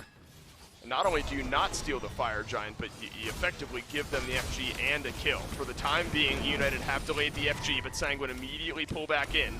eUnited still split. It's Scream, way in behind, has his ultimate here. He's going to taunt Shinto back in, gets the stun as well. Fire Giant very low here. Sanguine have to back away. Yarkor sees Baskin on the left-hand side, has the knock up there. Shinto still alive. Scream pops the thorns. FG, that's still pulled here. Excavate, you gotta be kidding me. Gino gets it done, takes the FG. 26 minutes into the game, Sanguine started. eUnited finish it. Look, and you got to look at it this way. Serket brings in some true damage. You're going to see maybe some of that here as they just look to eviscerate down through Yarkor. One more hit should do it. But you have to look at the fact that they've got 3 frontliners effectively. I mean, Baskin and Gino are both tanky enough that you can't kill them, but Scream takes no damage through that. This is the downside of stacking up on physical damage. It's so good, not just in the middle of the team fight to help someone like Scream stay alive. It's also good against these towers that they're going to be able to break through. If Shinto isn't there to be the one to help kill Scream, Scream will not die. And unfortunately right now, Shinto is the one under pressure. Shinto, he has no actives, and Argus was looking at him funny. Mid lane Phoenix, half HP, a polymorph from range, connects onto Shinto again. Yarkor still 20 seconds away here. eUnited stay 5-man grouped in. Goes Scream, immediately stunned by Wrong. Scream has to dash away. Shinto lurking in the back. Where does Wrong take the rest of his team? It's right into the front line of eUnited. Scream locks in onto Panatom, but Panatom just returns right back onto Scream. And Scream has done what he came for, bought enough time for eUnited to knock down the mid lane Phoenix. Yeah, that's that, again, that nuisance factor, I guess, that comes in. I'm going to poke you in the side so many times that eventually you have to look at me and scream, what? And then when you say what, well, that's when the rest of the team comes in and scoops away that Phoenix. Now you get to see that boulder, I mean, just so well placed and so well timed. The only way that can go through that way is if you have enough space created. Thankfully, they were looking for Scream. I mean, they were so worried about this Serket, and rightly so. I mean, Shinto was getting evaporated by the damage in the background. It was just enough pressure from Scream to open that up so that Gino had nothing to worry about. And that boulder, I mean, it comes up on cooldown pretty recently before that Fire Giant. Like, he had used it in the fight prior, so he was waiting for that to tick down, and it just happens to be there at the right time, right moment. And it gets eUnited, not just a foot back in the door, but I mean, again, hand on the steering wheel, help controlling the game as to where it goes, Dave. 30 minutes in, anybody can win. What is this set, man? This set is nuts. What a 60-minute game 1, a wild game 2, and now eUnited steal a Fire Giant with Excavate to pull themselves right back in and into the lead in game 3. This is nuts. This is fun to watch. Sanguine not out of it yet, though. They have a decent defense here that can maybe keep eUnited at bay. Shinto's going to have a lot to say about it as well. This Merlin, big damage. Gino nearly gets the pullback onto Yarkor. Obsidian Shard, Soul Reaver, Soul Gem for Shinto. It's going to be a lot of damage eUnited definitely have to be aware of here. Mid lane Phoenix still missing. Get this from Baskin and Scream though. Deep in behind the Sanguine roster, just hesitating for a moment to maybe see where the engage comes from, but definitely playing their time slowly. This is where Scream, specifically now that Stone of Gaia, can come in handy. It's because it'll help keep him topped off in here. Again, he's just the third tank at this point. That's the way he's built, that's the way he's playing. He goes in, he ults, he throws you to the sharks, and then just hopes that you don't kill him in the process. At this point, kind of knows you won't kill him in the process, so he can target whoever he wants. Ooh, fire minions That on the distraction Titan. factor for the Phoenix. For their minions on the Titan. Argus drops down into the heart of the Sanguine roster here. eUnited, they want to end this game. They want to end this set. Baskin gets rid of Panatom. He's still swinging away deep in the fountain. Drop shit from Rongyu, but it's only the Horus here. Yarkor chasing down Snoopy. He won't get the kill. eUnited, they found two, but Shinto is able to get Baskin elsewhere in this fight. Rongyu will make three. eUnited, 4 members strong, but Rongyu stays alive. Snoopy nearly dies, and Sanguine repel the eUnited attack and probably save their lives in the game. But at what cost, right? I mean, you repel the attack. Maybe Baskin, and I'm gonna throw him under the bus a little bit. He gets pretty aggressive there, chases down a kill, what seemed like it could be a kill, into the fountain, and then is hanging out there in a 2v1. But it does keep the rest of Sanguine from joining that fight. So at the end of the day, it's still positive for eUnited, even if it does cost them their solo laner. And that Titan, you had highlighted, if the minions go in there, it's about 3/4 HP as of right now.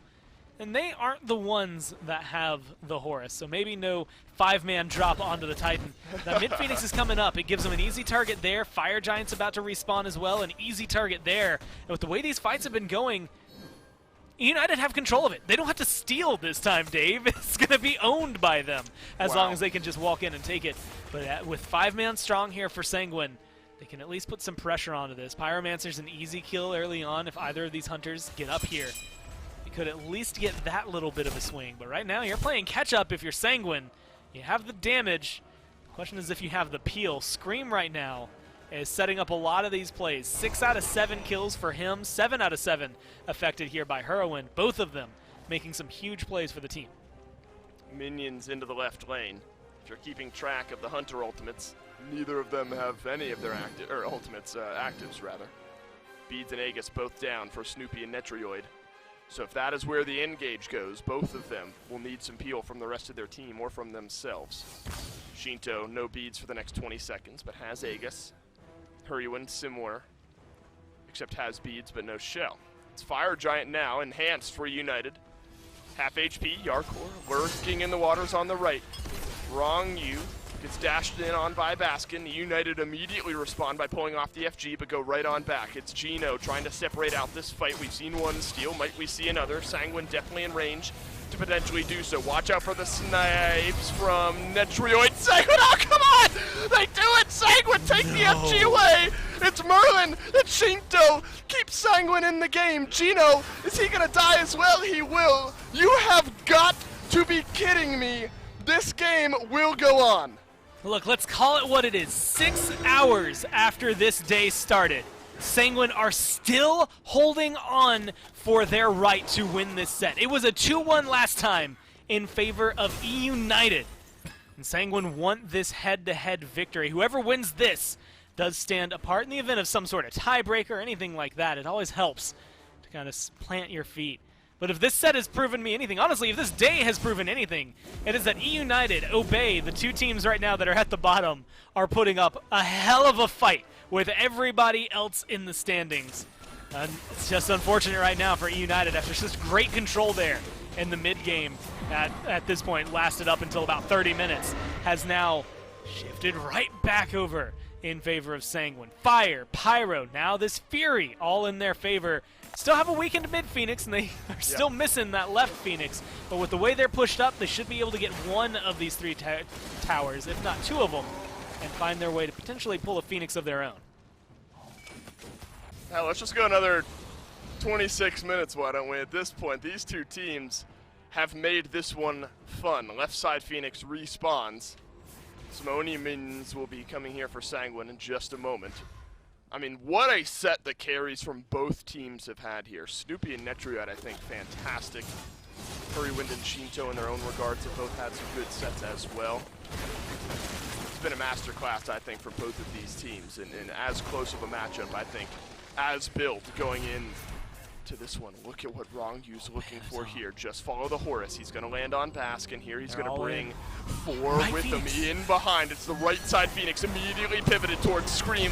Left alone with Sanguine here, but he's tanky enough to survive the initial onslaught. Receives some help, and Netrioid returns the damage down to earth. 1 pick onto Scream. Yarkor left alone in the back line now as Gino pushes King Arthur right back in. Snoopy stays alive, but not for much longer. Shinto has the kill. Hurrywind back in the fountain. Sanguine break open the United base on the right-hand side thanks to a big rotation from Rongyu. They've got minions, Oni minions at that here in mid. They could stay aggressive if they want, plus this enhanced Fire Giant helps them. Yarkor is keeping Argus distracted at this point, Dave. They're still going. Oh, Panatom's low, Yarkor's low. I'm not sure Sanguine can end, but they sure may try. Hurrywind, he's pulled back in by Panatom. No more carries for eUnited. Is this the end? Is this the way this set goes down? Turn off the lights. This one's over. A deicide for Sanguine, and they win it in 3 games. Did you forget about Shinto's Merlin? Because this set is the reason you shouldn't forget about it. The only reason they're able to win that is because of that steal that comes through on that Fire Giant. A very good fight there after transitions into so many objectives, gold, and then the momentum just shifts too heavily for eUnited to fight back in. They go in, they get some Phoenixes, they do the job. Ramsey got to see all of it, and I'm sure she's just as excited as we are to see that. I mean, Sanguine play that well. I think eUnited put up a hell of a fight throughout all of that. It is nothing against them that comes through. That was just Sanguine playing well from top to bottom. Yeah, she's confused. She's never heard her dad yell like that in a little while. What a set, Gord. That was absurd. That's a fantastic one to cast. So maybe an even better one to just be a fan of SMITE watching eUnited versus Sanguine. Heartbreaking for eUnited down the stretch. They keep themselves alive, but they don't get the win. Sanguine, they take this 1-3. We'll take a quick break and then round out the day.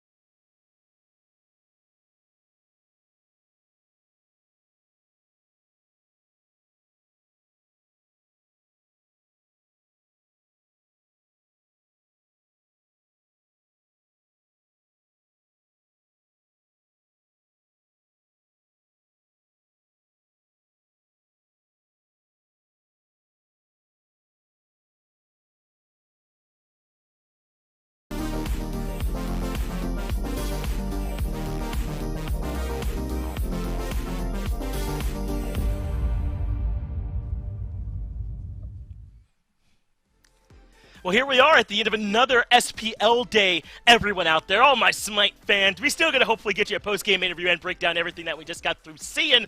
But I'm going to be joined here on the desk this time by Ryan Agro Bailey, since I'm doing a full name thing here today. I got to keep that train right on rolling. Sanguine man to close this one out, find a way to get that win 2-1.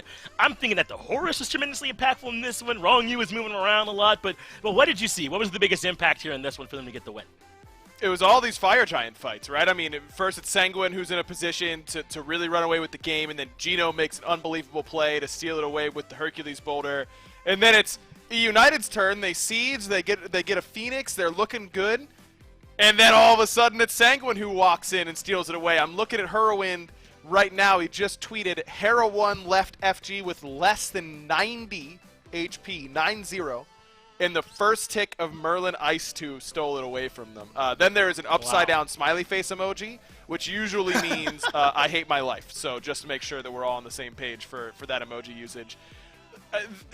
I feel like eUnited has more of these types of heartbreaking games than most. Obey might be able to match them in that, but so many sets where eUnited get really, really close but just can't quite put a cohesive three-game set together. I mean, they have one of the highest three-game set rates of any team in the SPL without one of the highest win rates. So I think that goes to show how a lot of Game 3s have gone for this eUnited squad. And I'm looking back at some of these post-game stats here, Agro. I mean, Shinto gets to go 5-0-7. Netroid gets to go 4-0-9. This wasn't a stomp at all. There were set portions of this game where eUnited were in control, kind of as you've talked about, and yet they seem to struggle to consistently get back there and put pressure onto Shinto and Netroid. Some of it is that Wrong U was moving the team around with this ultimate, but a lot of it is that I think that Scream was struggling to get back there and Baskin at time, and that they're playing some of these somewhat safer carries they were able to position pretty well. Yeah, I'm good on the Circuit, for the record. I mean, we saw Adapting play it earlier. That was in a win, I believe, but I don't think Adapting had the performance that he wanted to on that pick. Scream playing it here. I know Lazarus been playing a decent amount. The character's not good enough, fellas. That's the way I feel. I just don't think she does enough and can get her damage off reliably. And then when she does get her damage off reliably, it's still not enough damage. There are better assassins to be picking, and I think that we saw that here today. Yeah, it just feels like you're kind of making yourself work a bit harder than you have to, not unlike Giannis when Whirlwind plays. But hey, he at least turns those into dubs a lot of the time. Like I said, though, we're nearing the end of the day, and got Dave standing by here for the post-game interview. It's Yarkor that is here with them to help Sanguine celebrate their nice victory. That's right, Yarkor is with me. Yarkor, this one's long. We go 60 minutes in game one. You know, we're pushing, 30, 40 minutes game 2, same for game 3 here. Walk me through just not even so much communication between you guys as a player in a long set like that. How does that impact your mentality? Do you fatigue? Do you kind of get slowed down, do you think? Nah, I love playing long games.